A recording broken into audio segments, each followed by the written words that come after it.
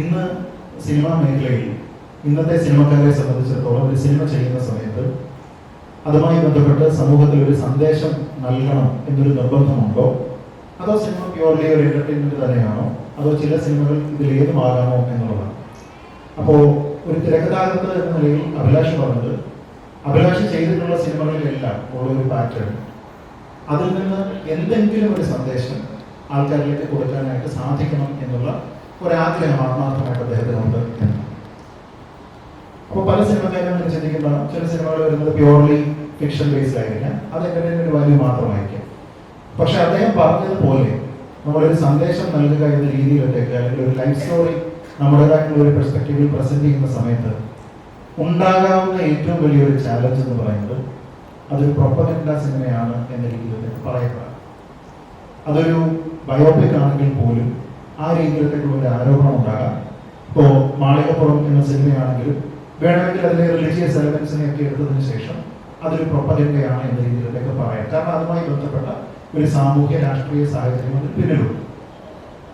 അങ്ങനെ ആത്മാർത്ഥമായിട്ടൊരു സന്ദേശം നൽകണമെന്ന് ആഗ്രഹിക്കുകയും എന്നാൽ അത് പ്രൊപ്പഗൻഡ എന്ന രീതിയിലേക്കുള്ള ഒരു വിളി കേൾക്കുകയും ചെയ്യുന്നതിനെ പറ്റി എന്താണ് അഭിപ്രായം? അത് നേരിടുന്നതിന് എന്തെങ്കിലും മാർഗങ്ങളുണ്ടോ? പ്രൊപ്പഗൻഡ എന്നുള്ള വിളി കേൾക്കാതെ സിനിമകൾ ചെയ്യാൻ സാധിക്കുമോ? കാരണം അങ്ങനെ ഒരു ട്രെൻഡ് ഇത് നമ്മൾ കാണുന്നുണ്ട്. എന്താണ് അഭിപ്രായം? നമസ്കാരം. ശ്രീ സുബയുടെ ആദ്യത്തെ ചോദ്യം അങ്ങനൊരു സന്ദേശം കൊടുക്കണമെന്ന് നിർബന്ധമുണ്ടോ എന്നുള്ളതായിരുന്നു. അങ്ങനെ ഒരു നിർബന്ധമില്ല.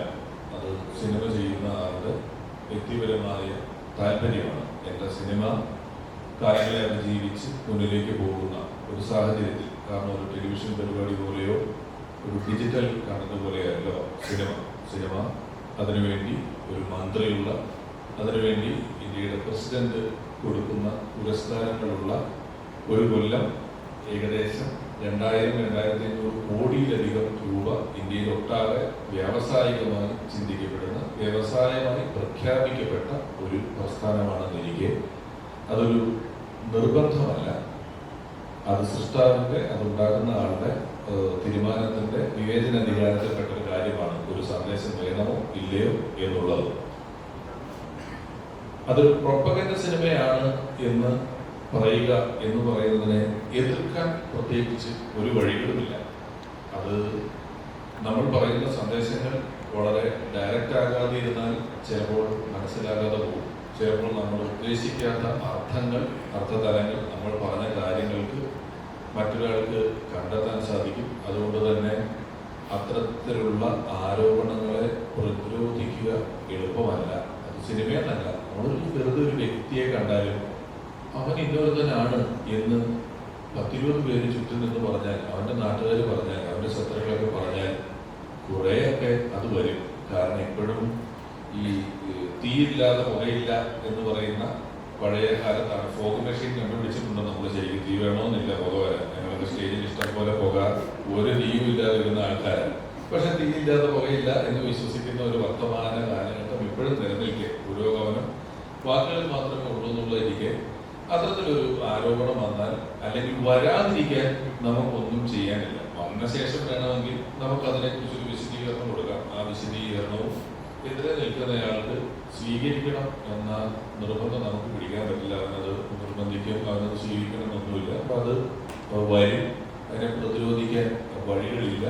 ആ സിനിമയുടെ ജയപരാജയങ്ങളും ആ സിനിമ ഉണ്ടാക്കുന്ന പൊതുബോധവുമാണ് പിന്നീട് അവശേഷിക്കുക. അതിലത് ഉണ്ടോ ഇല്ലയോ എന്ന് ശ്രദ്ധിക്കാനുള്ള അവകാശം എല്ലാവർക്കും ഉണ്ടല്ലോ. അപ്പൊ അതുകൊണ്ട് തന്നെ സ്വാഭാവികമായിട്ടും ചോദ്യത്തിന്റെ ഉത്തരം, അതിനെ എതിർക്കാൻ വഴികളുണ്ടോ എന്ന് ചോദിക്കുന്നത് ഇല്ല എന്നുള്ളതാണ് ഉത്തരം. ആരോപണങ്ങൾ തീർച്ചയായും വരും.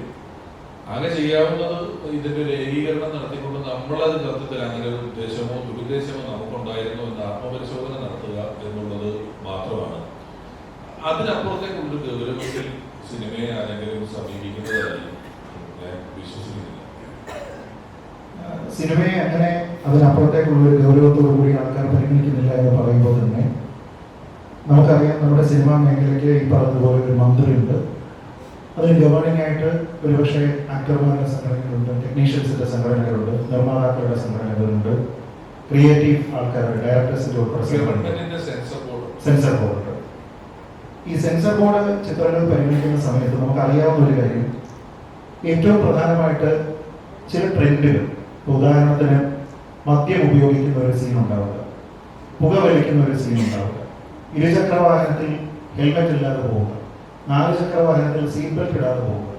ഈ സമയത്തെല്ലാം തന്നെ ഒരു സമൂഹത്തിലേക്ക് ഒരു തെറ്റായ ചിത്രീകരണം ഉണ്ട് എങ്കിൽ അതിനെ മറികടക്കണം എന്ന രീതിയിലേക്ക് ഈ സെൻസർഷിപ്പിന്റെ ഒക്കെ ഭാഗമായിട്ട് ഒരു ഡിസ്ക്ലൈമർ ഉണ്ട്. നിങ്ങൾ ഇന്ന കാര്യങ്ങൾ ചെയ്യാൻ പാടില്ല. ഇത് നമുക്ക് എല്ലാവർക്കും അറിയാവുന്നതാണ്. പുകവലിക്കുന്ന ആൾക്കാർക്ക് വാങ്ങുന്ന സിഗരറ്റിന്റെ കവറിൽ തന്നെ വളരെ വ്യക്തമായിട്ട് എഴുതിയിരിക്കുന്ന കാര്യം, മദ്യക്കുപ്പിയിൽ എഴുതിയിരിക്കുന്ന കാര്യം, പിന്നെ നിങ്ങൾക്ക് ലൈസൻസ് കിട്ടുന്നതിന്റെ ഭാഗമായിട്ട് ഓരോരുത്തർക്കും അറിയാവുന്ന കാര്യങ്ങൾ, അതിനെ എൻഡോഴ്സ് ചെയ്യുന്നുണ്ട്. അപ്പൊ സിനിമ ആൾക്കാർക്ക് സീരിയസ് ആയിട്ട് തന്നെ സ്വീകരിക്കപ്പെടേണ്ടതാണ് എന്ന രീതിയിലേക്കുള്ള ഒരു ചിന്ത ഇതിനെ ഗവേൺ ചെയ്യുന്ന ആൾക്കാരുടെ ഇടയിൽ ഉണ്ട് എന്നുള്ളതൊരു യാഥാർത്ഥ്യമുണ്ട്. ഒരുപക്ഷെ മദ്യവും മയക്കുമരുന്നും ഉപയോഗിക്കുന്നതിനെ പറ്റി പറയുന്നത് പോലെ ഭാവിയിൽ ഒരുപക്ഷെ സ്ത്രീ പീഡനമോ കലാപമോ ഒക്കെ കാണിക്കുന്ന സമയത്ത് എസെൻഷ്യലായിട്ട് അത് ചിത്രീകരിക്കേണ്ടി വരുന്ന സാഹചര്യത്തിൽ കൂടുതൽ ഡിസ്ക്ലൈമറുകൾ ഉണ്ടാകും. അപ്പൊ അങ്ങനെയാകുമ്പോൾ നമ്മൾ ഒരു കലാ സൃഷ്ടി കാണുന്ന സമയത്ത് എത്രത്തോളം അതിനെ ഒരു കലാസൃഷ്ടി മാത്രമായിട്ട് കാണാൻ കഴിയും, അതിൽ ഒരു സന്ദേശം എല്ലായ്പ്പോഴും നൽകണം എന്നുള്ള ഒരു ചിന്തയില്ല. എനിക്ക് തോന്നുന്നു അതിൽ ഒരു സംവിധായകൻ എന്ന നിലയിൽ കൂടി തങ്ങളുടെ അഭിപ്രായം, ഒപ്പം ഒരു തിരക്കഥാകൃത്ത് എന്ന രീതിയിൽ അഭിലാഷിന്റെ ഒരു അഭിപ്രായം തന്നെയാണ്. ഈ ഡിസ്ക്ലൈമറുകൾ വരുന്നത് നമ്മൾ വിശ്വസിക്കാൻ തയ്യാറായ ഒരു മനസ്സ് നമ്മളുടെ തൊട്ട് താഴെയുള്ള തലമുറയ്ക്കുണ്ട്. നമ്മളൊരു സിനിമ കാണുന്നത് കുട്ടികൾ ഉൾപ്പെടെയുള്ള ആളുകൾ കാണുന്നുണ്ട്. ഒരു പ്രായപൂർത്തിയായ അല്ലെങ്കിൽ പക്വത വന്ന ഒരാൾ ഒരു സിനിമയെ സമീപിക്കുന്നത് പോലെ ഒരു കുട്ടിക്കത് ഉൾക്കൊള്ളാൻ പറ്റിയിട്ടുള്ളണമെന്നുള്ള നിർബന്ധമില്ല. ഇവർ നമ്മൾ മടിയിരുത്തി മുത്തശ്ശിമാർ പറഞ്ഞു കൊടുക്കുന്ന കഥകൾ തൊട്ട് കഥകൾ കേൾക്കാനും വിശ്വസിക്കാനും താല്പര്യമുള്ള ഒരു തലമുറ കൂടെ ഇത് കാണുന്നുണ്ട് എന്നുള്ള ബോധ്യത്തിലായിരിക്കും ഇത്തരത്തിലുള്ള ഡിസ്ക്ലൈമറുകൾ ചെയ്യുന്നത്. അത് എല്ലായിടത്തും ചെയ്യുന്നില്ല. ഇപ്പോൾ സ്ത്രീകളെയും കുട്ടികളെയും ഉപദ്രവിക്കുന്നത് ശിക്ഷാർഹമാണ് എന്ന് എഴുതി കാണിക്കുന്നു. ആണുങ്ങളെ ഉപദ്രവിക്കുന്നത് ശിക്ഷാർഹമാണ്. അങ്ങനെ ആളുകളെ ഉപദ്രവിക്കരുത്, മനുഷ്യനെ ഉപദ്രവിക്കുന്നത് ശിക്ഷാർഹമാണ്. മൃഗങ്ങൾക്കെതിരെ ഇതിന് സിനിമയുടെ ഷൂട്ടിംഗ് സമയത്ത് ഒന്നും നടന്നിട്ടില്ല എന്ന് സിനിമയുടെ തുടക്കത്തിൽ എഴുതി കാണിക്കണം. മനുഷ്യർക്കെതിരെ നമുക്ക് വല്ലതും പറയുന്നുണ്ടോ? ആണുങ്ങളെയും വെട്ടുന്നതും കുത്തുന്നതും തല വെട്ടുന്നതും ഒക്കെ ശിക്ഷാർഹമായ കാര്യങ്ങൾ തന്നെയാണ് സിനിമയിൽ നമ്മൾ കാണിക്കുന്നത്. അപ്പോ ചില കാര്യങ്ങൾ ചില പരിഗണനയ്ക്ക് വേണ്ടി നമ്മൾ ഈ പറഞ്ഞ പോലെ സിനിമയിൽ സ്ത്രീകൾക്കും കുട്ടികൾക്കും എതിരുള്ള ഇതാണ് ഹെൽമെറ്റ് ഉപയോഗിക്കാതെ ചെയ്യരുത് എന്നൊക്കെയുള്ളത് നിയമം തെറ്റായി സ്ക്രീനിൽ അവതരിപ്പിക്കുന്നതിലെ കുറെ കാര്യങ്ങൾ ആരൊക്കെയോ വഴക്കുണ്ടാക്കുമ്പോൾ പ്രതിഷേധിക്കുമ്പോൾ അതിനെതിരെ ഒരു ആക്ട് എടുത്തു എന്ന നിലയിൽ കാണിക്കാം എന്നതിനപ്പുറം ഒരു സിനിമയും ഒരാൾ രാവിലെ എണീറ്റു, ചായ കുടിച്ചു, ഭക്ഷണം കഴിച്ചു, സ്നേഹമായി സുഖമായി ജീവിച്ചു എന്ന് പറയുന്നതിനകത്തൊരു കഥയില്ലെന്നിരിക്കെ കഥകളിൽ എല്ലായ്പ്പോഴും ഒരു ഫ്രിക്ഷൻ ഉണ്ടാവണം എന്നുള്ളത് വളരെ നിർബന്ധമാണ്. അത് നമ്മുടെ പുരാണങ്ങൾ എടുത്താലും ഇതിഹാസങ്ങൾ എടുത്താലും ഏത് വിശുദ്ധ ഗ്രന്ഥങ്ങൾ എടുത്താലും എവിടെ ചെന്നാലും നിങ്ങൾക്ക് യുദ്ധങ്ങളും കൊലപാതകങ്ങളും പ്രണയങ്ങളും പ്രണയപരാജയങ്ങളും പ്രതികാരങ്ങളും ഒക്കെ ഒരുപാട് കാണാൻ സാധിക്കും. അതൊക്കെ ഉള്ള സ്ഥലങ്ങളിലെ കഥകളുള്ളൂ എന്നുള്ളതാണ് സിനിമ ഉണ്ടാക്കുന്ന ഒരാളുടെ വലിയ കാര്യം. അതിലിപ്പോൾ നമുക്കുണ്ടായ ഒരു റെസിസ്റ്റൻസ്, നമ്മൾക്ക് സുഖമായി മാന്യമായ ഓരോ വാർത്തകൾ കാണുന്നു. ഇപ്പോൾ ഞാനൊരു ഉദാഹരണം പറയാം. ഞാൻ ഇവിടെ പറഞ്ഞു, എൻ്റെ സുഹൃത്തിൻ്റെ സ്റ്റോറി ഇൻസ്റ്റാഗ്രാമിൽ ഞാൻ ഈയിടയ്ക്ക് നോക്കുമ്പോൾ ഇസ്രായേൽ പാലസ്തീൻ യുദ്ധത്തിൽ പരിക്ക് പറ്റിയ കുട്ടിയുടെ ഫോട്ടോ ഇട്ടിരിക്കുകയാണ്. എന്തോ കുറെ അതിനെതിരെ ഒരു സ്റ്റോറി ഉണ്ട്. അടുത്ത 5-10 മിനിറ്റിനകം ഇട്ട സ്റ്റോറി അതേ മഴയത്താണ് പോകുമ്പോഴേ സ്റ്റോറി ഇട്ടിരിക്കുന്നത്. കാറിൽ നിന്ന് പുറത്തേക്ക് ഷൂട്ട് ചെയ്ത റോഡും മഴയും ഒക്കെ കൂടെ സൗന്ദര്യം കൂടെ ഒരു ഷോട്ട് ഇട്ടിട്ട് അതിനും എന്തോ ഇട്ടിട്ടുണ്ട്. അപ്പോൾ അതിന്റെ സ്റ്റോറിയും ഈ സ്റ്റോറിയും തമ്മിൽ മനസ്സ് മാറാൻ നിസ്സാര മിനിറ്റുകൾ മതി.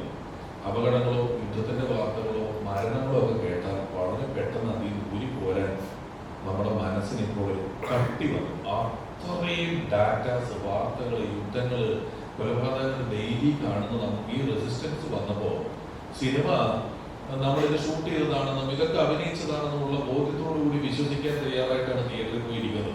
സിനിമയിലും ഡോസ് കുറഞ്ഞാൽ ഒന്നും കാണാത്ത പോലെ തോന്നും. നിങ്ങളിപ്പോ കഴിഞ്ഞ ഒരു 5-6 വർഷം നോക്കിയാൽ കൊലപാതകങ്ങളുടെ ഒക്കെ ഒരു ക്രൂരത കൂടി അതിനകത്ത്. പഴയ പോലെ ഒരു ചെറിയ കുത്തൊന്നുമല്ല, 10 പീസാക്കും, 9 പീസാക്കും.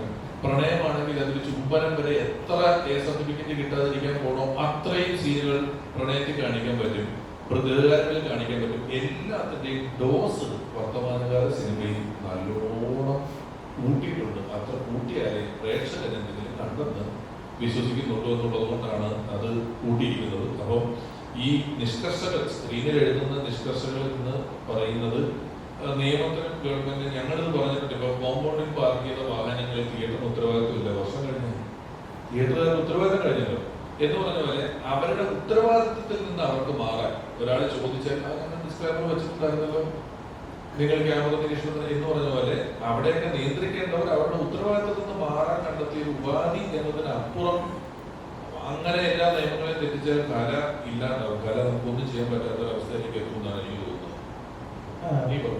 അഭിലാഷിന്റെ റെസ്പോൺസ് വേണം. ഒപ്പം ഒരു കാര്യം കൂടി ചോദിക്കാം. ഇപ്പോ പിഷു പറയുന്നത് നമുക്ക് സ്റ്റാറ്റ്യൂട്ടറി ആയിട്ടുള്ള ചില കമ്പൽഷൻസ് ഉണ്ട്. അത് നമ്മുടെ ഈ ഗവേണിംഗ് ബോഡീസ് അല്ലെങ്കിൽ സെൻസറിങ് ബോഡീസ് പറയുകയാണ്. അപ്പോൾ ഈ പറഞ്ഞതുപോലെ എല്ലാ പ്രായത്തിലുമുള്ള ആൾക്കാർ സിനിമ കാണുന്നുണ്ട്, ചിലരെയൊക്കെ സ്വാധീനിച്ചേക്കാം, അപ്പോൾ അത് തെറ്റാണ് എന്ന രീതിയിലുള്ള ഒരു സന്ദേശം. അത് ശരിയാണ്. പക്ഷെ അതോടൊപ്പം തന്നെ പലപ്പോഴും സിനിമക്കാർ തന്നെ എൻ്റെ സിനിമയിൽ നെഗറ്റിവിറ്റി ഗ്ലോറിഫൈ ചെയ്യപ്പെടില്ല, സ്ത്രീകൾക്കെതിരെയുള്ള അതിക്രമം ഗ്ലോറിഫൈ ചെയ്യപ്പെടുന്നില്ല എന്ന് പറയുമ്പോൾ അവിടെ വീണ്ടും അതൊരു കലാസൃഷ്ടി എന്ന് പറയുന്നതിൻ്റെ ഒരു പരിമിതിയിലേക്ക് പോവുകയും ഒരു റിയൽ ലൈഫ് കിക്കിൻ ചെയ്യുകയും ചെയ്യുന്നുണ്ടോ? ആ ബാലൻസ് എത്രത്തോളം പോസിബിളാണ് എല്ലായ്പ്പോഴും? ഇല്ല, അത് തന്നെ ഈ സ്റ്റാറ്റ്യൂട്ടറി മണി പറയുന്നത് രമേശിനെ പറഞ്ഞതിലൂടെ 100% യോജിക്കുന്നു. കാരണം ഇന്നേ വരെ ശ്വാസകോശം സ്പോഞ്ച് എന്നുള്ള പരസ്യം കണ്ട് ആരും സെക്രട്ടറി മാറിയിട്ടില്ല. കാരണം എൻ്റെ അച്ഛൻ ഇടയ്ക്കിടയ്ക്ക് അത് കണ്ട് എൻ്റെ അടുത്ത് ചോദിക്കാറുണ്ട്, ആശുപത്രി പോകുമ്പോൾ എൻ്റെ സ്പോഞ്ച് ആയിട്ടുള്ളത് ചോദിക്കുന്നത് നല്ല സെക്രട്ടറിയാണ്. എൻ്റെ രണ്ടാമത്തെ സിനിമയെ 10ാം വളവ് ഇന്റർവെല് കഴിഞ്ഞ് പടം തുടങ്ങുമ്പോൾ, ഇപ്പൊ കമ്പൽസറി ആയിട്ട് സിനിമ ഇന്റർവെല് തുടങ്ങുമ്പോൾ ഈ പുകവലിയും മദ്യപാനവും ആരോഗ്യത്തിന് ഹാനികരമാണ് നമ്മൾ ആ സിനിമയിൽ ഒരു പ്രധാന നടനെ വെച്ച് പറയുക. അപ്പൊ ആ സിനിമയിൽ അത് പറഞ്ഞത് ഇന്ദ്രജിത്തേട്ടനാണ്. ഇത് കഴിഞ്ഞ് പടം സെക്കൻഡ് ഹാഫ് തുടങ്ങുന്ന ഫസ്റ്റ് ഷോട്ട് എന്ന് പറയുന്നത് ഇന്ദ്രയുടെ സീറ്റ് വെച്ചുകൊണ്ടിരിക്കുന്ന സീനാണ്. അപ്പൊ എൻ്റെ അടുത്ത് സെൻസർ ബോർഡിൽ ചോദിച്ചിരുന്നു, ആ കട്ട് ഇവിടെ മാറ്റിയിട്ടോ, ഭയങ്കര തിയേറ്ററിൽ ചിലപ്പോൾ അത് നമ്മൾ പറഞ്ഞാൽ ഇതൊരു അവരുടെ ഭാഗം ക്ലിയർ ആക്കാൻ വേണ്ടി മാത്രമുള്ള ഒരു വാർണിംഗ് മെസ്സേജ്. അതേപോലെ ഇന്ന് രമേശൻ പറഞ്ഞ കുറച്ച് ഇന്റൻസീവായിട്ട് ഇത് കാണിക്കേണ്ട ഒരു അവസ്ഥയാണ് സിനിമയിൽ. പണ്ടത്തെ പോലെ ഒരു കുത്തിന് കൊന്നാൽ ആരും നമ്മുടെ ഉള്ളിലേക്ക് കിടക്കുന്നില്ല, പകരം 10 വെട്ട് വെട്ടി പീസ് പീസാക്കി ഇട്ടാലാണ് അത്. അതിന് ഉദാഹരണമാണ് വിക്രം സിനിമയ്ക്കകത്തിന്റെ ക്ലൈമാക്സിൽ സൂര്യ വരുന്ന റോളക്സിന്റെ ഒരു സീൻ ഇന്നും ഈ യൂത്ത് എടുത്ത് വീണ്ടും വീണ്ടും റീക്രിയേറ്റ് ചെയ്തുകൊണ്ടിരിക്കുന്നത്. അപ്പൊ അത് ഇന്നത്തെ സിനിമയുടെ ഒരു മാറ്റമായിട്ടൂടെ എനിക്ക് തോന്നുന്നു. പിന്നെ ശ്രീധരൻ ചോദിച്ച പോലെ ഈ സിനിമയ്ക്കുള്ളിലെ ഇങ്ങനത്തെ കാര്യങ്ങളെ പറ്റി നമ്മളിപ്പം എഴുത്തുകാർ തീരുമാനിക്കുകയാണ്. നാളെ തൊട്ട് ഞാൻ എന്റെ സിനിമയിൽ നെഗറ്റീവ് പറയുന്ന ഒന്നും പറയില്ല എന്ന് പറഞ്ഞാൽ, ഇപ്പൊ ഞാൻ ഉദാഹരണം, ഞാൻ ഈ അടുത്ത സമയത്ത് അത് കുറച്ചുകൂടെ മുന്നേ ദേവാസുരം സിനിമയെ പറ്റി കുറെ പേര് പറയുന്നത് അതിൽ സ്ത്രീകളെ വളരെ മോശമായിട്ട് ഇതിന് മംഗലശ്ശേരി നീലൻ എന്നുള്ള കഥാപാത്രം ബിഹേവ് ചെയ്യുന്നുണ്ട്. അപ്പൊ അതിനെപ്പറ്റി ചർച്ച വന്നപ്പോൾ ഞാൻ ആലോചിച്ചത്, ഞാൻ എഴുതുന്ന സിനിമയിലെ കഥാപാത്രം ഒരു സ്ത്രീ വിരുദ്ധൻ അല്ലെങ്കിൽ സ്ത്രീക്ക് എഗനിസ്റ്റായിട്ട് പറയുന്ന ഒരാളാണെങ്കിൽ, ചീത്ത പറയുന്ന ഒരാളാണെങ്കിൽ അയാളെ കൊണ്ട് എനിക്ക് ഭഗവത്ഗീതയുടെ ശ്ലോകം പറയിപ്പിക്കാൻ പറ്റത്തില്ല. ആസ് എ റൈറ്റർ എനിക്ക് അദ്ദേഹത്തെ കൊണ്ട് അങ്ങനെ തന്നെ എഴുതിക്കാൻ പറ്റും. അതെന്റെ കഥാപാത്രമാണ് പറയുന്നത്. ആ കഥാപാത്രം പറയുന്നത് കേട്ട് ഇൻസ്പയർ ആയിട്ട് നാളെ ഒരു സൊസൈറ്റി മുഴുവൻ അങ്ങനെ പറയുമെന്ന് ഞാൻ വിശ്വസിക്കുന്നില്ല. അങ്ങനെയാണെങ്കിൽ ഇവിടെ എത്രയോ നല്ല സിനിമകൾ കണ്ട് സൊസൈറ്റി കംപ്ലീറ്റ്ലി മാറുന്നില്ല. അപ്പം നമ്മളൊരു കാണിക്കുന്ന ഒരു കാര്യം കണ്ട് ഫോളോ ചെയ്ത് ഒരു കൂട്ടം വിഭാഗം ഇങ്ങനെ മാറുന്നുണ്ടെന്നും മറ്റൊന്ന് കണ്ടാൽ ഇതിലേക്ക് മാറുന്നില്ലെന്നും പറഞ്ഞാൽ, ഞാൻ ആദ്യം പറഞ്ഞ മാളിപ്പുറം കണ്ടിട്ട് കേരളത്തിൽ എല്ലാവരും ഭക്തന്മാരായിട്ടില്ല, എല്ലാവരും ശബരിമലയിൽ പോയിട്ടില്ല. ഞാൻ പറഞ്ഞ അത് കുറച്ച് ആളുകൾ മാറ്റം വരുത്തിയിട്ടുണ്ടെന്ന് മാത്രമല്ല. പിന്നെ എന്നെ സംബന്ധിച്ച് മാളിയപ്പുറം ആദ്യം കഥ കേട്ട വ്യക്തിയാണ് രമേശേട്ടൻ. ആദ്യം കഥ കേട്ട 1-2 പേര്. അന്ന് രമേശേട്ടൻ എന്ന് പറഞ്ഞത് ഈ സിനിമ ഇറങ്ങുമ്പോൾ കുറെ പേരൊക്കെ തുടക്കത്തിൽ പറയുമ്പോൾ കുറ്റം പറയും, പക്ഷെ തിയേറ്ററിൽ സിനിമ എത്തുമ്പോൾ ഇവരൊക്കെ മാറ്റി പറയുമെന്ന് പറഞ്ഞു. അന്ന് ആ തന്ന ധൈര്യം തന്നെയാണ് പിന്നീട് സിനിമ ചെയ്തതിനു ശേഷം വലിയ വിജയമായപ്പോൾ രമേശേട്ടൻ എടുത്തു വന്നു, ഞാൻ പറഞ്ഞ പോലെ നടന്നില്ല എന്ന് ചോദിച്ചു. അപ്പൊ ഇത് പ്രൊപ്പഗണ്ടയാണോ ഏറ്റവും കൂടുതൽ ചോദ്യം ചെയ്തിട്ട് ആളുകൂടെ ഞാനും ഉണ്ണിയും ഇതിന്റെ സംവിധായകരും ഇതിന് കാശ് മുടക്കി ആലോചിച്ചിട്ടുണ്ട്. പക്ഷെ സിനിമ അങ്ങനെയല്ല. സിനിമയിൽ പ്രൊപ്പഗണ്ട കാണിക്കാൻ വേണ്ടി സിനിമ ചെയ്യുന്നത് ഉണ്ടാവാം, എനിക്കറിയില്ല. പക്ഷെ എഴുത്തുകാരനെ വേണ്ടി ഞാൻ എന്റെ കഥകളെ കൺസീവ് ചെയ്യുന്നത് ഒരു സമൂഹം. ഒരു കാര്യം കൂടെ പ്രശ്നത്തിന്റെ ആരോപണത്തിൽ ഒരു പ്രശ്നം കൂടെ ഉണ്ട്. എന്ത് പറഞ്ഞു എന്നുള്ളതിനേക്കാൾ ആര് പറഞ്ഞു എന്നുള്ളത് എപ്പോഴും നോക്കും. അതിന് തൊട്ട് മുമ്പുള്ള പടം നിയമിച്ച പടം ഏതായിരുന്നു? ഷെഫീഖിന്റെ സന്തോഷം എന്ന് പറയുന്ന ഒരു പടം ചെയ്തിരുന്നു. അപ്പൊ ഉണ്ണിക്ക് പൊതുസമൂഹം കൊടുത്തിരിക്കുന്ന ഐഡന്റിറ്റി ഈ പടമോട് കൂട്ടി വായിച്ചിട്ടാണ് ഇവര് പലപ്പോഴും ഈ പ്രൊപ്പഗണ്ട പരിപാടി വരുന്നത്. ആര് ചെയ്യുന്നു എന്നുള്ളതൊന്നും നോക്കിയിട്ടൊക്കെ പറയാം. തീർച്ചയായിട്ടും അത് എക്സാക്ട് റീസണാണ്. കാരണം അത് ഇത് മറ്റൊരു നടന ചെയ്തതെങ്കിൽ ഒരുപക്ഷെ അത് പറയണമെന്നില്ല. പക്ഷെ എന്തൊക്കെയാണെങ്കിലും അൾട്ടിമേറ്റ്ലി ഒരു സിനിമ സമൂഹത്തിന് കൊടുക്കുന്ന പോസിറ്റീവും നെഗറ്റീവും ഉണ്ട്. ആ നെഗറ്റീവ് എന്ന് പറയുന്നത് ഒരിക്കലും അത് ഫോളോ ചെയ്യാൻ വേണ്ടി കൊടുക്കുന്നതായിരിക്കില്ല. ഒരു സിനിമയിലെ കഥാപാത്രങ്ങൾ കൺസീവ് ചെയ്യുന്ന കാര്യങ്ങളാണ്. പക്ഷെ ഇന്റൻഷ്യലി പോസിറ്റിവിറ്റി കൊടുക്കാൻ ശ്രമിക്കുന്ന ചില എഴുത്തുകാരും സംവിധായകരും ഉണ്ട് ഇവിടെ. ഒരുപാട് സിനിമകൾ അങ്ങനത്തെ ഉണ്ട്. ഉദാഹരണം പണ്ടത്തെ സത്യനന്ദിക്കാത്ത സിനിമകളൊക്കെ ഉണ്ട്. അതിൽ രാഷ്ട്രീയം പോലും ചർച്ച ചെയ്യുന്ന ശ്രീനിസാറിന്റെ സ്ക്രിപ്റ്റുകൾ നോക്കിയാൽ സന്ദേശം സിനിമ കാണുന്നത് നമ്മൾ കാണുന്നുണ്ട്. രണ്ട് പാർട്ടിക്കാർ എങ്ങനെയാണെന്നുള്ളത്. എന്നാലും അവസാനം അവരൊരു സന്ദേശം കൊടുത്തിട്ടുണ്ട്, ഇതെങ്ങനെയാണ് ഇതിലേക്ക് ഒരു അവസാനം എന്നുള്ളത്. അപ്പം സിനിമ ഒരു ഏതെങ്കിലുമൊക്കെ രീതിയിൽ സ്വാധീനിക്കപ്പെടുന്നുണ്ട്. അത് നല്ല രീതിയിൽ സ്വാധീനിക്കണമെന്നാണ് എഴുതാതെ ഞാൻ ആഗ്രഹിക്കുന്നത്. സിനിമ സമൂഹത്തിനെ ആണോ സ്വാധീനിക്കുന്നത്, സമൂഹം സിനിമയാണോ സ്വാധീനിക്കുന്നത് എന്നുള്ളതൊരു പാരഡോക്സ്. സമൂഹത്തിന് വേണ്ടി സമൂഹം റിസീവ് ചെയ്യുന്ന കണ്ടന്റുകൾ സിനിമയിലുണ്ടാകും. അല്ലെങ്കിൽ അല്ലാതെ രണ്ട് സിനിമ ഉണ്ടാക്കി ഭയങ്കര സന്ദേശവും കുറെ നല്ല കാര്യങ്ങളും, ആ സിനിമയിൽ 2 പൊളിഞ്ഞു, മറ്റേ ചെയ്ത 2 പടം വിജയിച്ചു എന്ന് പറയുമ്പോൾ സമൂഹത്തിന് ഇത് മതി എന്ന് സിനിമ ചെയ്യുന്നവൻ വിചാരിക്കും. തിരിച്ച് സിനിമയിൽ ഇത് വന്നതുകൊണ്ടാണ് സമൂഹം ഇങ്ങനെയായെന്ന് തിരിച്ചും വിചാരിക്കും. ഇതൊരു പാരഡോക്സ് ആണ്. സിഗരറ്റ് വലിയെ പറ്റി പറഞ്ഞുകൊണ്ടാണ് നമുക്കൊരു തലച്ചോറുള്ളൂ. ഈ തലച്ചോറ് തന്നെയാണ് നമ്മളെ കൊണ്ട് വലിക്കണം എന്ന് ചിന്തിപ്പിക്കുന്നതും ഈ വലി നിർത്തണം എന്ന് ചിന്തിപ്പിക്കുന്നതും. ഇതിന് വേറെ തലച്ചോറില്ല. ഇത് രണ്ടും ഒരിടത്ത് നിന്നാണ് ഈ ഡിസിഷൻ എടുക്കുന്നത്. വലിക്കണം എന്ന് ആഗ്രഹിക്കുന്നത് തലച്ചോറാണ്, നിർത്തണം എന്ന് ആഗ്രഹിക്കുന്നത് തലച്ചോറാണെന്ന് പറഞ്ഞ ഈ സമൂഹവും സിനിമ ഒന്നിച്ചു പോവുകയാണ്. സമൂഹത്തിലുള്ളതാണ് സിനിമ, സമൂഹത്തിന് പുറത്തല്ല സിനിമ. അപ്പൊ സമൂഹത്തിന് എന്തെല്ലാം മാറ്റങ്ങൾ വരുന്നു, സമൂഹം ഏതൊക്കെ വഴിക്ക് പോയിക്കൊണ്ടിരിക്കുന്നു, അതിന്റെ കൂടെ ഓടി വ്യവസായം എന്ന നിലയിൽ പൈസ ഉണ്ടാക്കും. മഴക്കാലത്ത് കൊടയുടെ പരസ്യം വരുന്നത് പോലെ സമൂഹത്തിൽ ഇപ്പൊ എന്താണ് കൃഷി നടക്കുന്നത് അതിനനുസരിച്ചുള്ള സിനിമകൾ കാലാകാലങ്ങളിൽ വന്നുകൊണ്ടിരിക്കും. അങ്ങനത്തെ സിനിമ ചെയ്യാത്ത ഒരു അപ്ഡേറ്റ് അല്ലെന്ന് ഈ സമൂഹം പറയും. പിന്നെ സിനിമയിൽ ഈ കാര്യങ്ങൾ വരുന്നതിന് ഒരു പ്രധാനപ്പെട്ട കാരണമാണ് ഈ നന്മ ഗ്ലോറിഫൈ ചെയ്യുന്നവൻ പരിഹസിക്കപ്പെടുന്നുണ്ട്. പഠിപ്പി എന്ന് പറഞ്ഞ് പഠിക്കുന്ന പിള്ളേരെ കഴിഞ്ഞ പഠനത്തൊക്കെ ഇട്ട് പലരും കളിയാക്കുന്ന കണ്ടിട്ടുണ്ടാവും. അവനെ ഈ അല്ലാത്തവൻ പരിഹസികളെ ഈ ചെയ്യുന്നവനെ ഒരു സിനിമയിൽ ഒരു വില്ലൻ 50 പേരെ ഇടിച്ചു വീഴ്ത്തുന്ന സീൻ വിശ്വസിക്കുന്ന അത്ര പോലും ഒരു നായകൻ 10 പേർ കൂടെ മേടിച്ചു കൊടുക്കുന്ന സീൻ ഇന്ന് തിയേറ്ററിൽ അക്സെപ്റ്റ് ചെയ്യില്ല. 10 പേർ കൂടെ മേടിച്ചു കൊടുക്കുന്ന സീൻ അവർക്ക് വലിയ നന്മപരമായിട്ട് അതിനകത്തോ വലിയ നന്മകൾ ചെയ്ത് കൂടെ മേടിച്ചു കൊടുക്കുന്നു പറഞ്ഞെങ്കിലും പരിഹസിക്കപ്പെടും. അത് ഭൂരിപക്ഷം ഇപ്പോഴത്തെ സൈഡിലായതുകൊണ്ടാണ്. ഭൂരിപക്ഷത്തിന്റെ മനസ്സിൽ ഇതെല്ലാം ഉള്ളതുകൊണ്ടാണ് അവരെപ്പോഴും അതിനെ പ്രോത്സാഹിപ്പിക്കില്ല. അവരുടെ വശത്തേക്ക് പഠിക്കാത്ത പിള്ളേരെ കൂടുതൽ. അതുകൊണ്ടാണ് പഠിക്കുന്നവൻ പരിഹസിക്കപ്പെടുന്നത്. പഠിപ്പി എന്ന് പറയുന്ന ഒരു വെർഷനിലോട്ട് ഇവൻ പോകുന്നത്. ആരാണോ കൂടുതൽ ആ സ്ഥലം എപ്പോഴും മറ്റേതിനെ പരിഹസിച്ചുകൊണ്ടേയിരിക്കും. നമ്മുടെ തിങ്ക് കേരളയുടെ ഒരു പ്രധാനപ്പെട്ട സ്ലോഗൻ എന്ന് പറയുന്നത് പുതിയ ചിന്ത പുതിയ സമീപനം എന്നുള്ളതാണ്. പുതിയ ചിന്ത കൊണ്ടും പുതിയ സമീപനം കൊണ്ടും സമൂഹത്തിന് എന്ത് മാറ്റം ഉണ്ടാക്കിയെടുക്കാം എന്ന രീതിയിലുള്ള ഏറ്റവും അടിസ്ഥാനപരമായിട്ടുള്ള ഒരു എലമെന്ററി തോട്ടാണ്. സിനിമ എന്ന് പറയുന്നത് ഒരു പക്ഷേ എല്ലാ കലാരൂപങ്ങളെക്കാളും ഏറ്റവും പവർഫുൾ ആണ്. കാരണം അതിൻ്റെ ഓഡിയൻസ് എന്ന് പറയുന്നത് ചെറിയ കുട്ടി മുതൽ പ്രായമായ വൃദ്ധൻ വരെയുണ്ട്. എല്ലാ പ്രൊഫഷനിലുമുള്ള ആൾക്കാരുണ്ട്, എല്ലാ സാലറി സ്ട്രക്ചറിലുമുള്ള ആൾക്കാരുണ്ട്.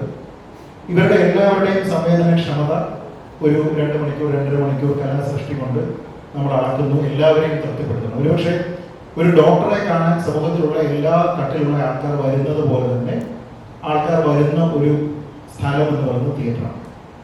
അപ്പൊ ഇവരുടെ എല്ലാവരുടെയും ചിന്തകളെ സ്വാധീനിക്കുക, ഇവർക്ക് എല്ലാവർക്കും ആസ്വാദനം നൽകുക എന്ന് പറയുന്ന ഒരു വലിയ ചലഞ്ചാണ്.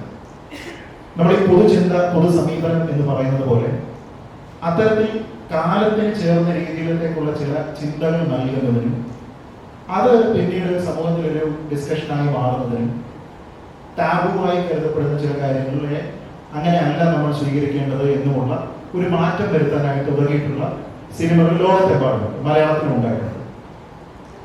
ഇപ്പോ സെയിം സെക്സ് ലവ് എന്ന് പറയുന്ന ഒരു കാര്യം, ഗേ ലെസ്ബിയൻ റിലേഷൻഷിപ്പ് ലോകത്ത് മൊത്തത്തിൽ ചർച്ച ചെയ്യപ്പെടുന്നതാണ്. ഒരു പക്ഷേ മലയാളത്തിൽ ഉണ്ടായ ഒരു ഡെയറിംഗ് അറ്റംപ്റ്റ് മുംബൈ പോലീസ് എന്നൊരു സിനിമയിൽ നിന്നുണ്ടായി. അപ്പോൾ അന്നത്തെ ഒരു പ്രമുഖ നായക നടൻ ആ സിനിമ ചെയ്യാനായിട്ട് തയ്യാറാകുന്നു എന്ന് പറയുന്നത് തന്നെ ഒരു ബ്രേവറി ആയിട്ട് തന്നെ ചിത്രീകരിക്കപ്പെട്ടു. ആ സിനിമ നല്ല രീതിയിൽ റിസീവ് ചെയ്തു, അതുമായി ബന്ധപ്പെട്ട ചർച്ചകൾ ഉണ്ടാകുന്നു. എനിക്ക് തോന്നുന്നു ആ സിനിമ ഇറങ്ങിയ കാലഘട്ടത്തെ അപേക്ഷിച്ച് ഇന്ന് ആ സിനിമ കാണുന്ന സമയത്ത് അതൊരു സന്ദേശമായിരുന്നു ഇങ്ങനെ മാറ്റി നിർത്തപ്പെടേണ്ടുന്ന ആൾക്കാരല്ല, ഈ രീതിയിലുള്ള ആൾക്കാർ ഇവിടെ ഉണ്ട്, അവരും സമൂഹത്തിന്റെ ഭാഗമാണ് എന്ന രീതിയിലേക്കുള്ള ഒരു പുതുചിന്ത. അതിനൊരു പക്ഷേ മലയാളത്തിൽ നാന്ദി കൊടുത്ത സിനിമകളിൽ ഒന്ന് അതായിരുന്നില്ല. ഒപ്പം നേരത്തെ പറഞ്ഞതുപോലെ പഠിപ്പി എന്ന പേരിൽ, നന്മമരം എന്ന പേരിൽ ആൾക്കാർ സ്റ്റാമ്പ് ചെയ്യപ്പെടുന്നു എന്ന് പറയുന്നത് പോലെ തന്നെ ചില ശാരീരിക വൈകല്യങ്ങളൊക്കെ ഉള്ള ആൾക്കാർ, സ്റ്റാമർ, വിക്കുള്ള ആൾക്കാർ പരിഹസിക്കപ്പെടുന്ന ഒരു രീതി ഉണ്ടായിരുന്നു. അപ്പോൾ സുധീർ വാഗ്മികം എന്ന സിനിമ ഉണ്ടാകുന്നു. അതിന്റെ പ്രമേയത്തിന് ഇത്തരത്തിലുള്ള ഒരു നായക കഥാപാത്രം വരുന്നു. സമാനമായ ട്രാൻസ്ജെൻഡേഴ്സ്, അവരോടുള്ള സമീപനം എങ്ങനെ ഇന്ന് മാറിയിട്ടുണ്ട് എന്നുള്ളത് നമുക്കറിയാം. അങ്ങനെയുള്ള സിനിമകൾ മലയാളത്തിൽ ഉണ്ടായിട്ടുണ്ട്. അപ്പോൾ ഇങ്ങനെ സമൂഹത്തിലേക്ക് ചില ചിന്തകൾ കൊണ്ടുവരുന്നതിനും അതുവഴി ഒരു സാമൂഹ്യ പരിവർത്തനം അല്ലെങ്കിൽ ഒരു അക്സെപ്റ്റൻസ് ആ ഒരു കോൺസെപ്റ്റിന് ഉണ്ടാക്കുന്നതിനും സാധിക്കാറുണ്ട്. ഇതിന്റെ ഒരു മറുവശം, ചില കാര്യങ്ങൾക്ക് അത്തരത്തിലുള്ള അക്സെപ്റ്റൻസ് ഉണ്ടായിട്ടില്ല. ഇപ്പൊ ഉദാഹരണത്തിന് വരവേൽപ്പ് എന്നൊരു സിനിമ, അന്നുണ്ടായിരുന്ന ഒരുപക്ഷെ trade unionism, militant trade unionism ഏത് രീതിയിലാണ് എന്ന രീതിയിലേക്ക് വളരെ കൃത്യമായി പറയുന്നു. ഒരു സംരംഭകൻ നേരിടുന്ന പ്രശ്നങ്ങൾ എന്തൊക്കെയാണ്, സിസ്റ്റമിക് പ്രശ്നങ്ങൾ എന്തൊക്കെയാണ്, സമൂഹത്തിൽ നിന്ന് കിട്ടുന്ന പ്രശ്നങ്ങൾ എന്തൊക്കെയാണ്, എല്ലാം അഡ്രസ് ചെയ്യപ്പെടുന്നു. ഇന്നും ആ ഒരു അവസ്ഥയ്ക്ക് മാറ്റം ഉണ്ടായെന്ന് തോന്നുന്നില്ല. പക്ഷെ ആൾക്കാർക്ക് ഈ സിനിമ ഇന്നും ആൾക്കാർ ചർച്ച ചെയ്യുന്നുണ്ട്. ഇപ്പൊ അഭിലാഷ് തന്നെ സന്ദേശം സിനിമയെ പറ്റി പറഞ്ഞു, അതിൽ പറയുന്ന അതേ രാഷ്ട്രീയം ഇന്നും റെലവെന്റുമാണ്. അപ്പൊ ചില കാര്യങ്ങൾ വളരെ ഓപ്പൺ ആയിട്ടും ഡയറക്റ്റ് ആയിട്ടും പറയുന്നത് അക്സെപ്റ്റ് ചെയ്യപ്പെടുകയും ചിലർ യാതൊരു വിധത്തിലുള്ള മാറ്റങ്ങൾക്ക് വഴിവെക്കുകയും ചെയ്യുന്നില്ല. ഈ സന്ദേശം എന്ന് പറയുന്ന സിനിമ പോലും ഒരു പ്യുവർ എന്റർടൈനർ എന്നതിനപ്പുറത്തേക്ക് ചിന്തിപ്പിക്കുകയും കൂടി ചെയ്യേണ്ടതാണ്. പക്ഷെ എന്നിട്ടും ആ ഒരു ട്രാൻസ്ഫർമേഷൻ അവിടെ ഉണ്ടാകുന്നില്ല. ചില കാര്യങ്ങളിൽ ഇത് ഉണ്ടാകുകയും ചെയ്യുന്നുണ്ട്. ഇതിന് ഒരു ടെക്നിക്ക് ഉണ്ടെന്ന് തോന്നുന്നു, ഏത് സ്വാധീനിക്കും ഏതില്ല. അപ്പോൾ ഒരു പുതിയ സമൂഹത്തിനെ സ്വാധീനിക്കാനായിട്ട്, അവരിലേക്ക് ഒരു സന്ദേശം കൊടുക്കാനായിട്ട് ഒരു സിനിമ ചെയ്യുന്ന സമയത്ത് ഈ പൊതുചിന്ത, പൊതു സമീപനം എന്ന് പറയുന്നത് പോലെ അത് ആൾക്കാരിലേക്ക് എത്തിക്കുന്ന ഒരു പ്രോസസ്സ് എത്രത്തോളം ചാലഞ്ചിങ് ആണ്, ഡെയറിങ് ആണ്, അത് ഒരു സിനിമയുടെ നിർമ്മാണ ഘട്ടത്തിൽ അക്സെപ്റ്റ് ചെയ്ത് കഴിഞ്ഞാൽ ഓക്കെ, പക്ഷെ അതിന്റെ പേരിൽ തന്നെ പരാജയപ്പെടാം. അത് എത്രത്തോളം ഒരു ഫിലിം മേക്കറെ സംബന്ധിച്ചിടത്തോളം ഒരു ബുദ്ധിമുട്ടുള്ള ഡിസിഷനാണ്. അത്തരത്തിലുള്ള ഒരു തിരക്കഥ ഞാൻ അതിനെ സംവിധാനം ചെയ്യാൻ പോകുന്നു, ഞാൻ ആ കഥാപാത്രമായിട്ട് അഭിനയിക്കുന്നു എന്ന് പറയുന്നത് എത്രത്തോളം ബുദ്ധിമുട്ടുള്ള ഒരു പ്രക്രിയയാണ്. ഈ ഉദാഹരിക്കപ്പെട്ട സുധു വാഗ്മീകം, ഞാൻ മേരിക്കുട്ടി എന്ന് പറയുന്ന സിനിമകൾ ഒരു സമൂഹത്തിലേക്ക് വരുന്നത്, അത് വന്നിട്ട് അത് കണ്ട് സമൂഹം മാറുന്നതാണോ, ഇത് മാറാനും സ്വീകരിക്കാനുമുള്ള പക്വത സമൂഹത്തിനായപ്പോഴാണോ ഇത് വന്നത് എന്നുള്ള ഒരു ചോദ്യവും, അതിനുള്ളൊരു ബോധ്യവും ലോകപരിചയവും ലോകത്തെ മനസ്സിലാക്കിയും ഇത് നമ്മൾ ചെയ്യാൻ പാടില്ലാത്തതുമാണെന്നുള്ളൊരു ബോധ്യം സമൂഹത്തിന് വരുന്നതിന്റെ കൂട്ടത്തിലാണ് ഈ സിനിമയും കൂടെ വരുന്നത്. അഴകി രാവണൻ എന്ന് പറയുന്ന സിനിമയിൽ, ആ സിനിമയിൽ ഭാനുപ്രിയ ചെയ്ത കഥാപാത്രം ദിലീപിനെ വിവാഹം കഴിച്ച ശേഷം രണ്ടാമത് മമ്മൂക്ക സ്വീകരിക്കുകയാണ്. അന്നത്തെ പൊതുബോധത്തിൽ ഹീറോ അങ്ങനെ ഒരു സ്ത്രീയെ സ്വീകരിക്കുന്നത് വലിയതായിട്ട് അക്സെപ്റ്റ് ചെയ്യാൻ പറ്റുന്ന സമയമായിരുന്നില്ല. ആ സിനിമയെ ബാധിക്കുന്നു. ഇപ്പൊ കാതൽ എന്ന് പറയുന്ന പടം അദ്ദേഹം ചെയ്യുമ്പോൾ അത് ഇന്ന് പറ്റുന്നതാണ്. പിന്നെ സിനിമ കണ്ട ശേഷം എടുക്കേണ്ട തീരുമാനം ഒരു വ്യക്തിക്ക് എടുക്കാവുന്ന തീരുമാനമാണെങ്കിൽ കുറച്ചുകൂടെ മാറ്റം സാധ്യമാണ്. നിങ്ങൾ വരവേൽക്കുന്ന പടം ഉദാഹരണം പറയുമ്പം അത് വ്യക്തിക്ക് എടുക്കാവുന്ന തീരുമാനമല്ല. ഞാനൊരു എന്നിൽ കുറവുള്ള ഒരുത്തനെ പരിഹസിക്കണോ വേണ്ടയോ എന്നുള്ളത് ഞാനെന്ന വ്യക്തി ഒറ്റയ്ക്കെടുക്കുന്ന ഒരു തീരുമാനത്തിൽ പരിഹരിക്കാൻ പറ്റും. പക്ഷെ വരവേൽപ്പ് എന്ന് പറയുന്ന സിനിമ അഡ്രസ് ചെയ്യുന്ന ഒരു പ്രശ്നം ഒരു വലിയ പ്രശ്നമാണ്. അതൊരു വ്യക്തിക്കോ രണ്ട് വ്യക്തിക്കോ കൂടിയിരുന്ന് തീരുമാനിക്കാൻ പറ്റില്ല. ചില വർഷങ്ങളായി നിലനിന്ന് പോകുന്ന ഇലക്ട്രൽ പൊളിറ്റിക്സിനെ സ്വാധീനിക്കുന്ന കാര്യഘടകങ്ങളെല്ലാം ഉള്ള ഒരു ഏരിയയിൽ നിൽക്കുന്ന ഒരു വിഷയമാണ്. അതിൻ്റെ ഒരു മാറ്റം എന്ന് പറയുന്നത് എളുപ്പമല്ല. ഇപ്പോ താരേ ജമീൻ പർ എന്ന് പറയുന്ന സിനിമ നമ്മുടെ ഒരു വിദ്യാഭ്യാസ രീതിയെ കുറിച്ച് കാണിച്ചു എന്ന് കരുതി അടിമുടി ഇവിടുത്തെ വിദ്യാഭ്യാസ നയം മാറ്റുക എന്ന് പറയുന്നത് ഒരു ഭരണഘടനയ്ക്ക് സാധ്യമല്ല, അല്ല ഒരു ഭരണ സംവിധാനത്തിന് സാധ്യമല്ല. അപ്പൊ അവർക്ക് അത് ചെയ്യാൻ പറ്റുന്നില്ല. അപ്പൊ സിനിമ പറയുന്ന മാറ്റം, അതുകൊണ്ടാണ് ഇന്ത്യനും അന്യനും പോലെയുള്ള പടങ്ങളും വലിയ വിജയമാകുന്നത്. ഒരു സോഷ്യൽ ഇഷ്യൂവിനെതിരെ ഒരാൾ ഒറ്റയ്ക്ക് പോരാടി അയാൾ അടിച്ച് രാജ്യം ഒന്ന് നന്നാക്കുന്നു എന്ന് പറയുന്ന നമ്മുടെ സ്വപ്നം, ഇപ്പൊ നിങ്ങൾ ഈ യോഗം കൂടുമ്പോൾ നിങ്ങൾ കാണുന്ന സ്വപ്നം ഒരു വ്യക്തി ചെയ്ത് കാണിക്കുന്നതിന്റെ സന്തോഷത്തിലാണ് നമ്മൾ ആ സിനിമ കാണുന്നതും കൈയടിക്കുന്നതും അഴിമതിക്കാർക്കെതിരെ ഒരാൾ പറയുന്നതും. പക്ഷെ അത് സിനിമയിലേ പറ്റുള്ളൂ, നമുക്ക് ആ ലെവലിൽ ചെയ്തെടുക്കാൻ പറ്റില്ല. അപ്പോൾ വരവേൽപ്പ് പോലെയോ അല്ലെങ്കിൽ അങ്ങനത്തെ ഒരു വ്യാവസായിക കാര്യങ്ങളുമായി ബന്ധപ്പെട്ട് നമ്മൾ മുന്നോട്ട് പോകുമ്പോൾ നമ്മളൊരു വ്യക്തി മാറിയാൽ പോരാ. വ്യക്തി മാറിയാൽ മതി എന്നുള്ള കാര്യങ്ങൾ സിനിമയിലൂടെ നമുക്ക് കുറച്ചൊക്കെ ഇത്തരത്തിലുള്ള ചില സിനിമകൾ കറക്റ്റ് ടൈമിൽ വരുമ്പോൾ അത് കാണുമ്പോൾ ചിലർക്കെങ്കിലും ഒരു തീരുമാനം എടുക്കാൻ പറ്റും.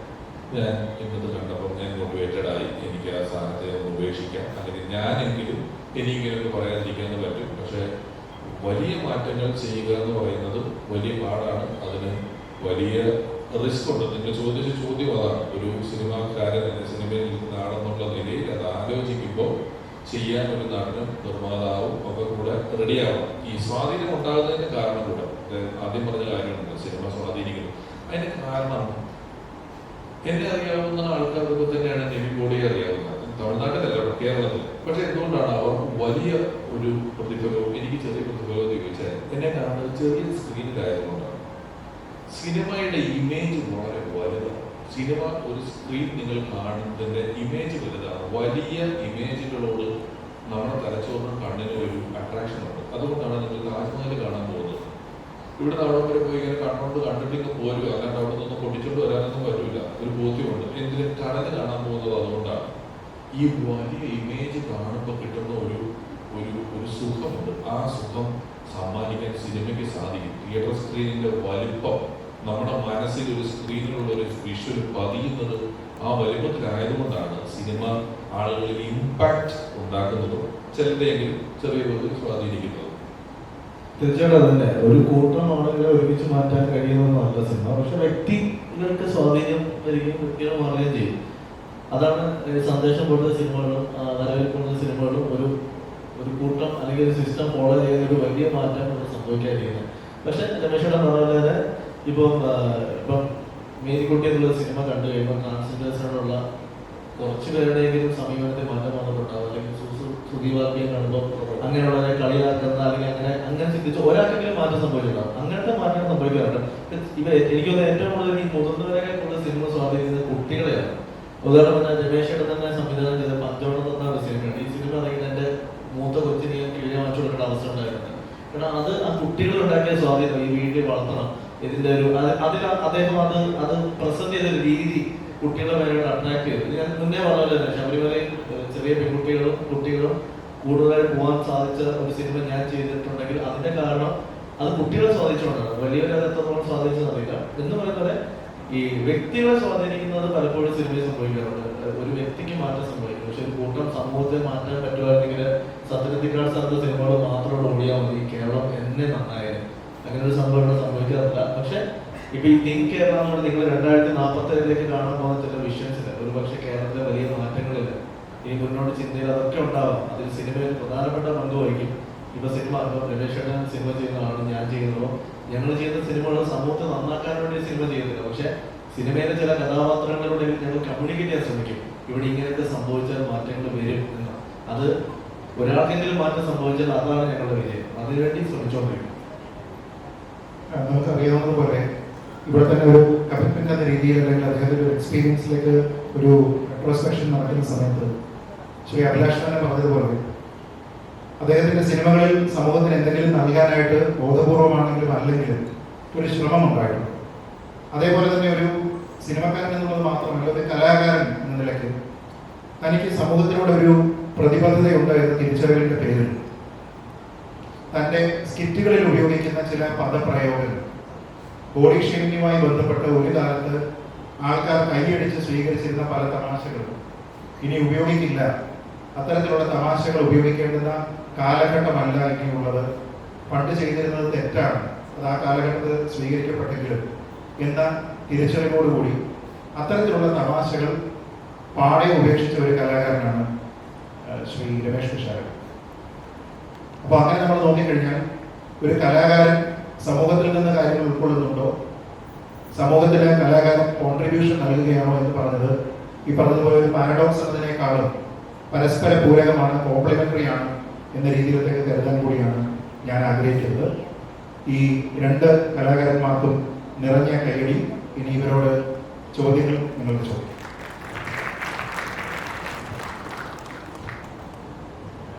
ഈ നമ്മുടെ ഒരാളോടെ മലയാളത്തിൽ എനിക്ക് മലയാള സിനിമകൾ കാണാൻ തീരുമാനിച്ചു. എനിക്കൊരു 4 പടം പറഞ്ഞതാണ് എന്ന് പറഞ്ഞാൽ ഉടനെ തന്നെ ഈ ബുദ്ധിയുള്ളവൻ 4 ബുദ്ധിജീവി പടം എന്ന് പറഞ്ഞു കൊടുക്കും. ഇത് രണ്ടെണ്ണം കാണുമ്പോൾ തന്നെ ഇവൻ ബോറടിച്ചിട്ട് ഇങ്ങനെ പരിപാടി നടത്തും. ഒരിക്കലും ഞാൻ നാളെ തൊട്ട് മലയാള സിനിമ കണ്ടുപിടക്കാൻ തീരുമാനിച്ചു. എനിക്കൊരു 4 സിനിമ പറഞ്ഞാന്ന് പറയുമ്പോൾ ഒരു കിലിക്കോ ഗോഡ്ഫാദറോ ഒന്നും പറഞ്ഞു കൊടുക്കുകയല്ല. അങ്ങനെ അവനെ ഈ കിണി വീട്ടില്ല, ഇതിന് ഇൻട്രസ്റ്റ് ആക്കാനുള്ള പരിപാടി ആയിക്കില്ല. ഞാനത് പറഞ്ഞത് നിങ്ങൾക്കും ഈ നമ്മൾ നാളെ കുറിച്ച് ആലോചിക്കുന്നു എന്നൊക്കെ പറഞ്ഞിട്ട് ആവശ്യമില്ലാത്തൊരു ഗൗരവം ഇതിന് വരുന്നുണ്ടെങ്കിൽ അത് യൂസ് ചെയ്യാവുന്നതാണ് കേട്ടോ. നമ്മൾ ഇത്രയും ഗൗരവമുള്ളൊരു ചോദ്യം തന്നെ ചോദിക്കണമെന്നില്ല. ഉത്തരം ലളിതമായിട്ട് നമുക്ക് വേണമെങ്കിൽ ഈ പരിപാടി മുന്നോട്ട് പോകാൻ പറഞ്ഞു. അഭിലാഷത്തിന് ഗൗരവമുള്ള ആളാണ്. ഞാൻ തോന്നുന്നു അങ്ങനെയല്ല.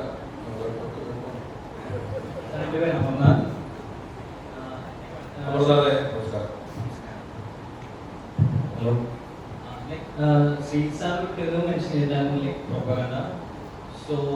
എനിക്കൊരു കാര്യം ചോദിക്കാനുള്ളത്, നമ്മുടെ കേരള സ്റ്റോറി അതുപോലെ തന്നെ കാശ്മീർ ഫയൽസ് എന്ന 2 മൂവീസും കേരളത്തിൽ റിലീസ് ചെയ്തിട്ടുണ്ടായിരുന്നു.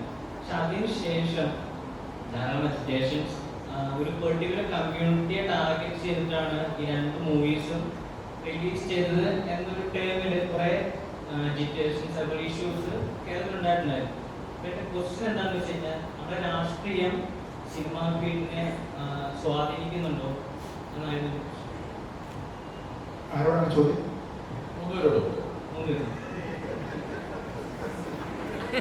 എന്നെ കോട്ട് ചെയ്തുകൊണ്ട് എന്നോടാണോ അത് പാനലിസ്റ്റുകളോടാണോ?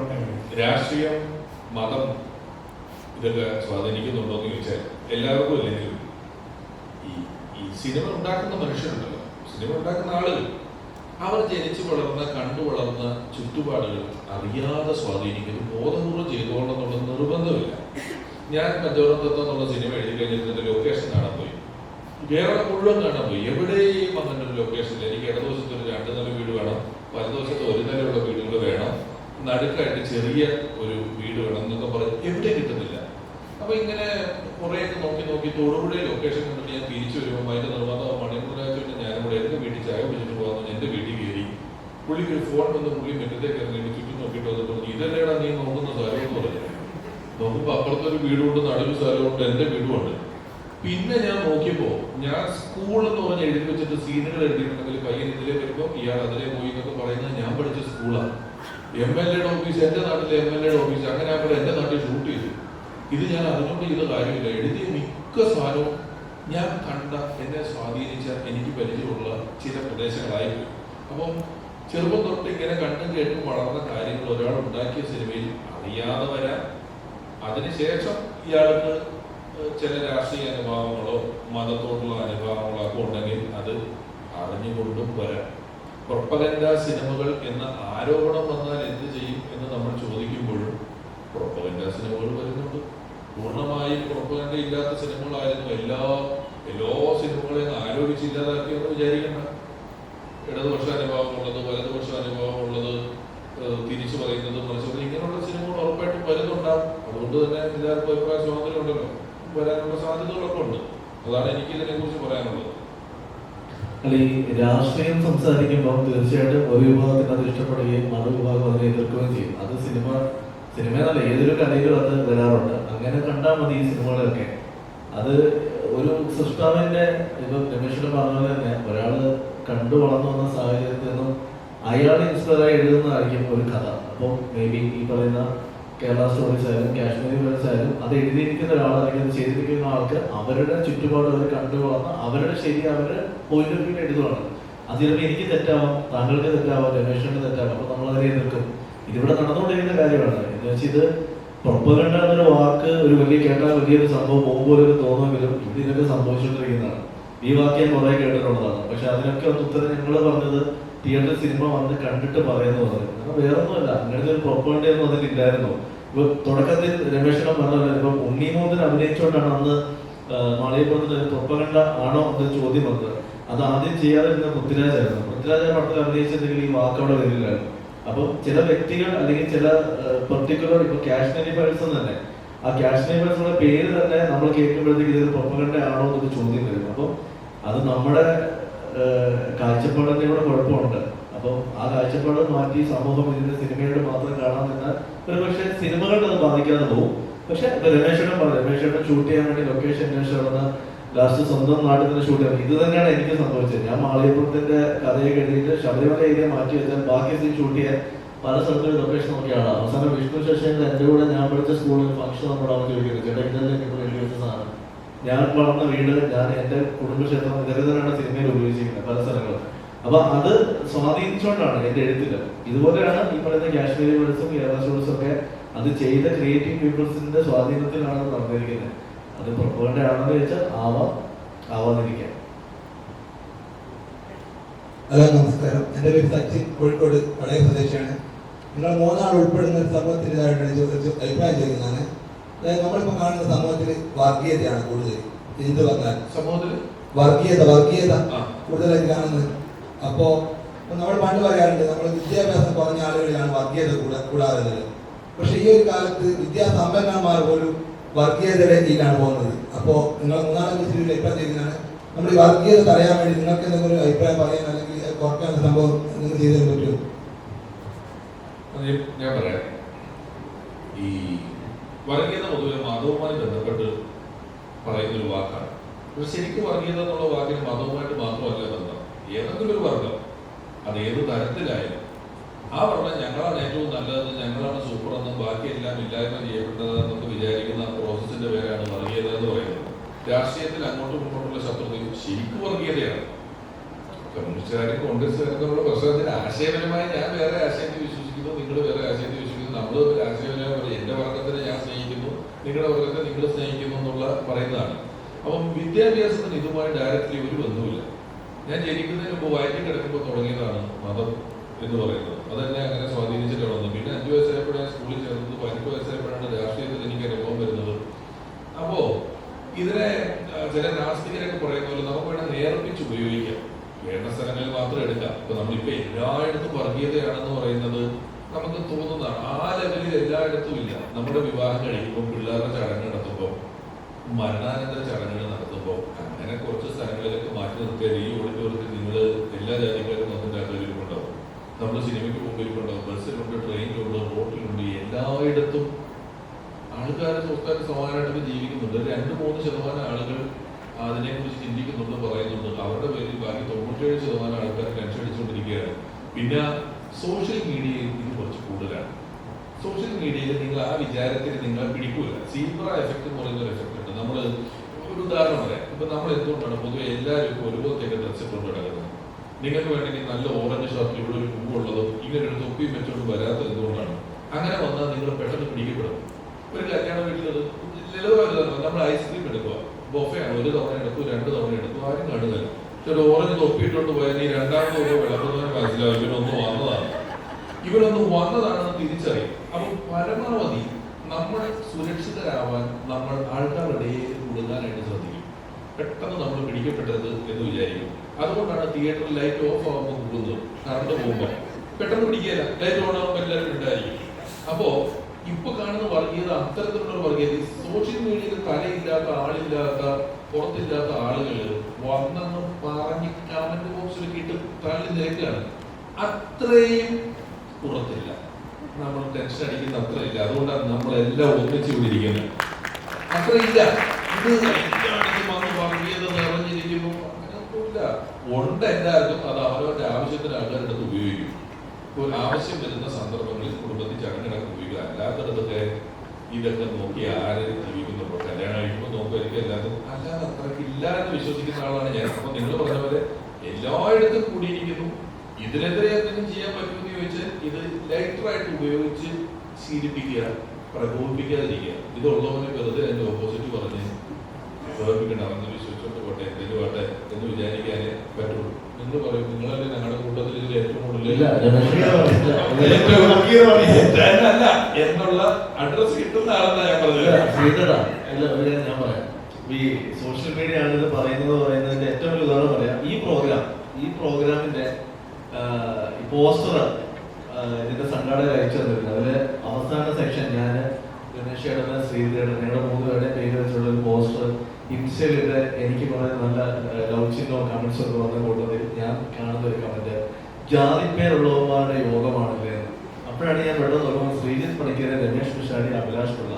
അപ്പൊ ഞാൻ നോക്കുമ്പോൾ ഇത് നമ്മുടെ മുഖത്ത് നോക്കിയൊന്നും സംസാരിക്കാൻ എടുത്തിട്ട് ധൈര്യമില്ല. പക്ഷെ ഏതോ ഒരു ഫേക്ക് അക്കൗണ്ടാണ്. അപ്പൊ ഞാനപ്പോൾ തന്നെ ആ മെസ്സേജ് ഡിലീറ്റ് ചെയ്തു. ഇത് ആരും കണ്ട് പള്ളി പിടിക്കേണ്ടത് കേട്ട് അതിന്റെ പുറകെ ഒരു 5-6 പേര് ഇതേപോലെ എനിക്ക് പണി വളരെ കമന്റ് ബോക്സ് ഓഫാക്കി കിട്ടും. ഇത് സൊസൈറ്റിയില് നേരിട്ട് നടക്കുന്ന കാര്യമല്ല. എവിടെയോ ഒരു ഇരുട്ട് മുറിയിലിരുന്ന് മാത്രം കാണിക്കാൻ ധൈര്യമാണ്. നേരിട്ട് പറയില്ല. ചേട്ടൻ ചോദിച്ചാൽ ഒരു കാര്യം ഞാൻ ആഡ് ചെയ്യാം. ഇതിനെതിരെ എനിക്കോ ഞങ്ങൾക്ക് എന്ത് ചെയ്യാൻ പറ്റുന്നത് വെച്ചാൽ എനിക്ക് പറയാൻ പറ്റുന്നത് ഞാൻ വർഗീയത പറയാതിരിക്കാം എന്ന് മാത്രമേ ഉള്ളൂ. ഞാൻ പറയില്ല എന്ന് മാത്രമേ എനിക്ക് പറയാൻ പറ്റുള്ളൂ. അതുകൊണ്ട് മറ്റുള്ളവരെ നന്നാക്കാനോ അല്ലെങ്കിൽ മറ്റുള്ളവരെ മാറ്റാനോ പറ്റില്ല. എനിക്ക് പറയാൻ പറ്റുന്നത് ഞാൻ വർഗീയത പറയില്ല. ഞാൻ അതിനെ കാണുന്നത് വർഗീയത എന്ന് പറയുമ്പോൾ മതപരമായിട്ടുള്ള വർഗീയതയാണ് ഉദ്ദേശിച്ചിരിക്കുന്നതെങ്കിൽ എൻ്റെ മതം പെർഫെക്റ്റ് ആണ്, അതിന് യാതൊരു വിധത്തിലുള്ള കുറ്റവും കുറവുകളുമില്ല, അത് റിഫൈൻമെന്റിന് ആവശ്യമില്ലാത്ത ഒരു ധർമ്മമാണ് എന്ന ചിന്ത എനിക്ക് ഉണ്ടായിരിക്കുകയും അന്യന്റെ മതം എന്ന് പറയുന്നത് വളരെ പഴഞ്ചനാണ്, അതിന് കുറേയധികം പ്രശ്നങ്ങളുണ്ട്, അതിന് മാത്രമേ പ്രശ്നമുള്ളൂ എന്ന രീതിയിലേക്കുള്ള ചിന്തയുമുള്ള ആൾക്കാർ അങ്ങോട്ടും ഇങ്ങോട്ടും സ്വന്തം മതമേതാണോ അതിനെ സംരക്ഷിക്കാനും അന്യന്റെ മതത്തിനെ കുറ്റപ്പെടുത്താനും ശ്രമിക്കുന്നതാണ് മതപരമായിട്ട് നമ്മൾ കാണുന്ന വർഗീയത. ഈ രണ്ടുപേരും പറഞ്ഞ അഭിപ്രായത്തിനോട് എനിക്ക് പൂർണ്ണമായും യോജിപ്പാണ്. കാരണം നമ്മുടെ സമൂഹത്തിൽ, നമ്മുടെ അയൽപക്കത്ത്, നമ്മുടെ നിത്യേനയുള്ള ജീവിതത്തിലൊക്കെ തന്നെ ഈ വർഗീയതയ്ക്ക് യാതൊരു വിധത്തിലുള്ള സ്ഥാനവും.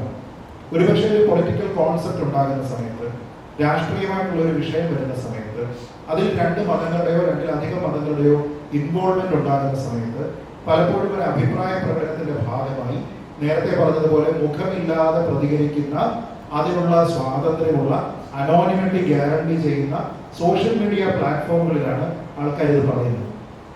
ദിവസേന മലയാളത്തിലുള്ള അക്ഷരമാലയിലെ എല്ലാ അക്ഷരവും കേട്ട് ചീത്തവിളി കേൾക്കുന്ന ആളാണ് ഞാൻ മാത്രമല്ല, കഴിഞ്ഞ കുറെ കാലമായിട്ട് എൻ്റെ അച്ഛനും അമ്മയും വീട്ടുകാരും ഉൾപ്പെടെ കേട്ടുകൊണ്ടിരിക്കുന്നു. അപ്പൊ അത് കേട്ട് നമ്മൾ അതിൽ ഇൻസുലേറ്റഡ് ആണ്, നമ്മളെ അത് ബാധിക്കുന്നില്ല. പക്ഷേ ഇതിന്റെ പ്രശ്നം ഈ വിളിക്കുന്ന ഒരാൾ പോലും നേരിട്ട് കണ്ട് നമ്മളിലേക്ക് വിളിക്കാനായിട്ട് ധൈര്യപ്പെടില്ല. അതിന്റെ പ്രധാനപ്പെട്ട കാരണം ഈ സോഷ്യൽ മീഡിയ അനോണിമിറ്റിയുടെ പുറത്ത് ഇവർക്ക് കൊടുക്കുന്ന ഒരു അമിത സ്വാതന്ത്ര്യമാണ്. അപ്പൊ എല്ലാവരുടെ ഉള്ളിലും ഒരു സൈക്കോ ഉണ്ട് എന്നൊക്കെ പറയുന്നത് പോലെ അതിനെ അൺലീഷ് ചെയ്യുന്നതിന് വേണ്ടിയിട്ട് ആൾക്കാർ ഇത് ഉപയോഗിക്കുന്നു എന്നതിനപ്പുറത്തേക്ക് നമ്മുടെ നിത്യജീവിതത്തിൽ, നമ്മുടെ ജീവിതത്തിലെ ഒരു ചടങ്ങിൽ, ഒരു കല്യാണത്തിൽ, ഒരു മരണം, ഈ ചടങ്ങുകളൊക്കെ ഉണ്ടാകുന്ന സമയത്ത്, പ്രളയം പോലെയുള്ള, കോവിഡ് പോലെയുള്ള പ്രശ്നങ്ങൾ ഉണ്ടാകുന്ന സമയത്ത് നമ്മൾ ആരും തന്നെ നീ എന്റെ മതവിഭാഗമാണോ എങ്കിൽ നിന്നെ സംരക്ഷിക്കാം എന്ന് പറഞ്ഞ ആൾക്കാരാണ്.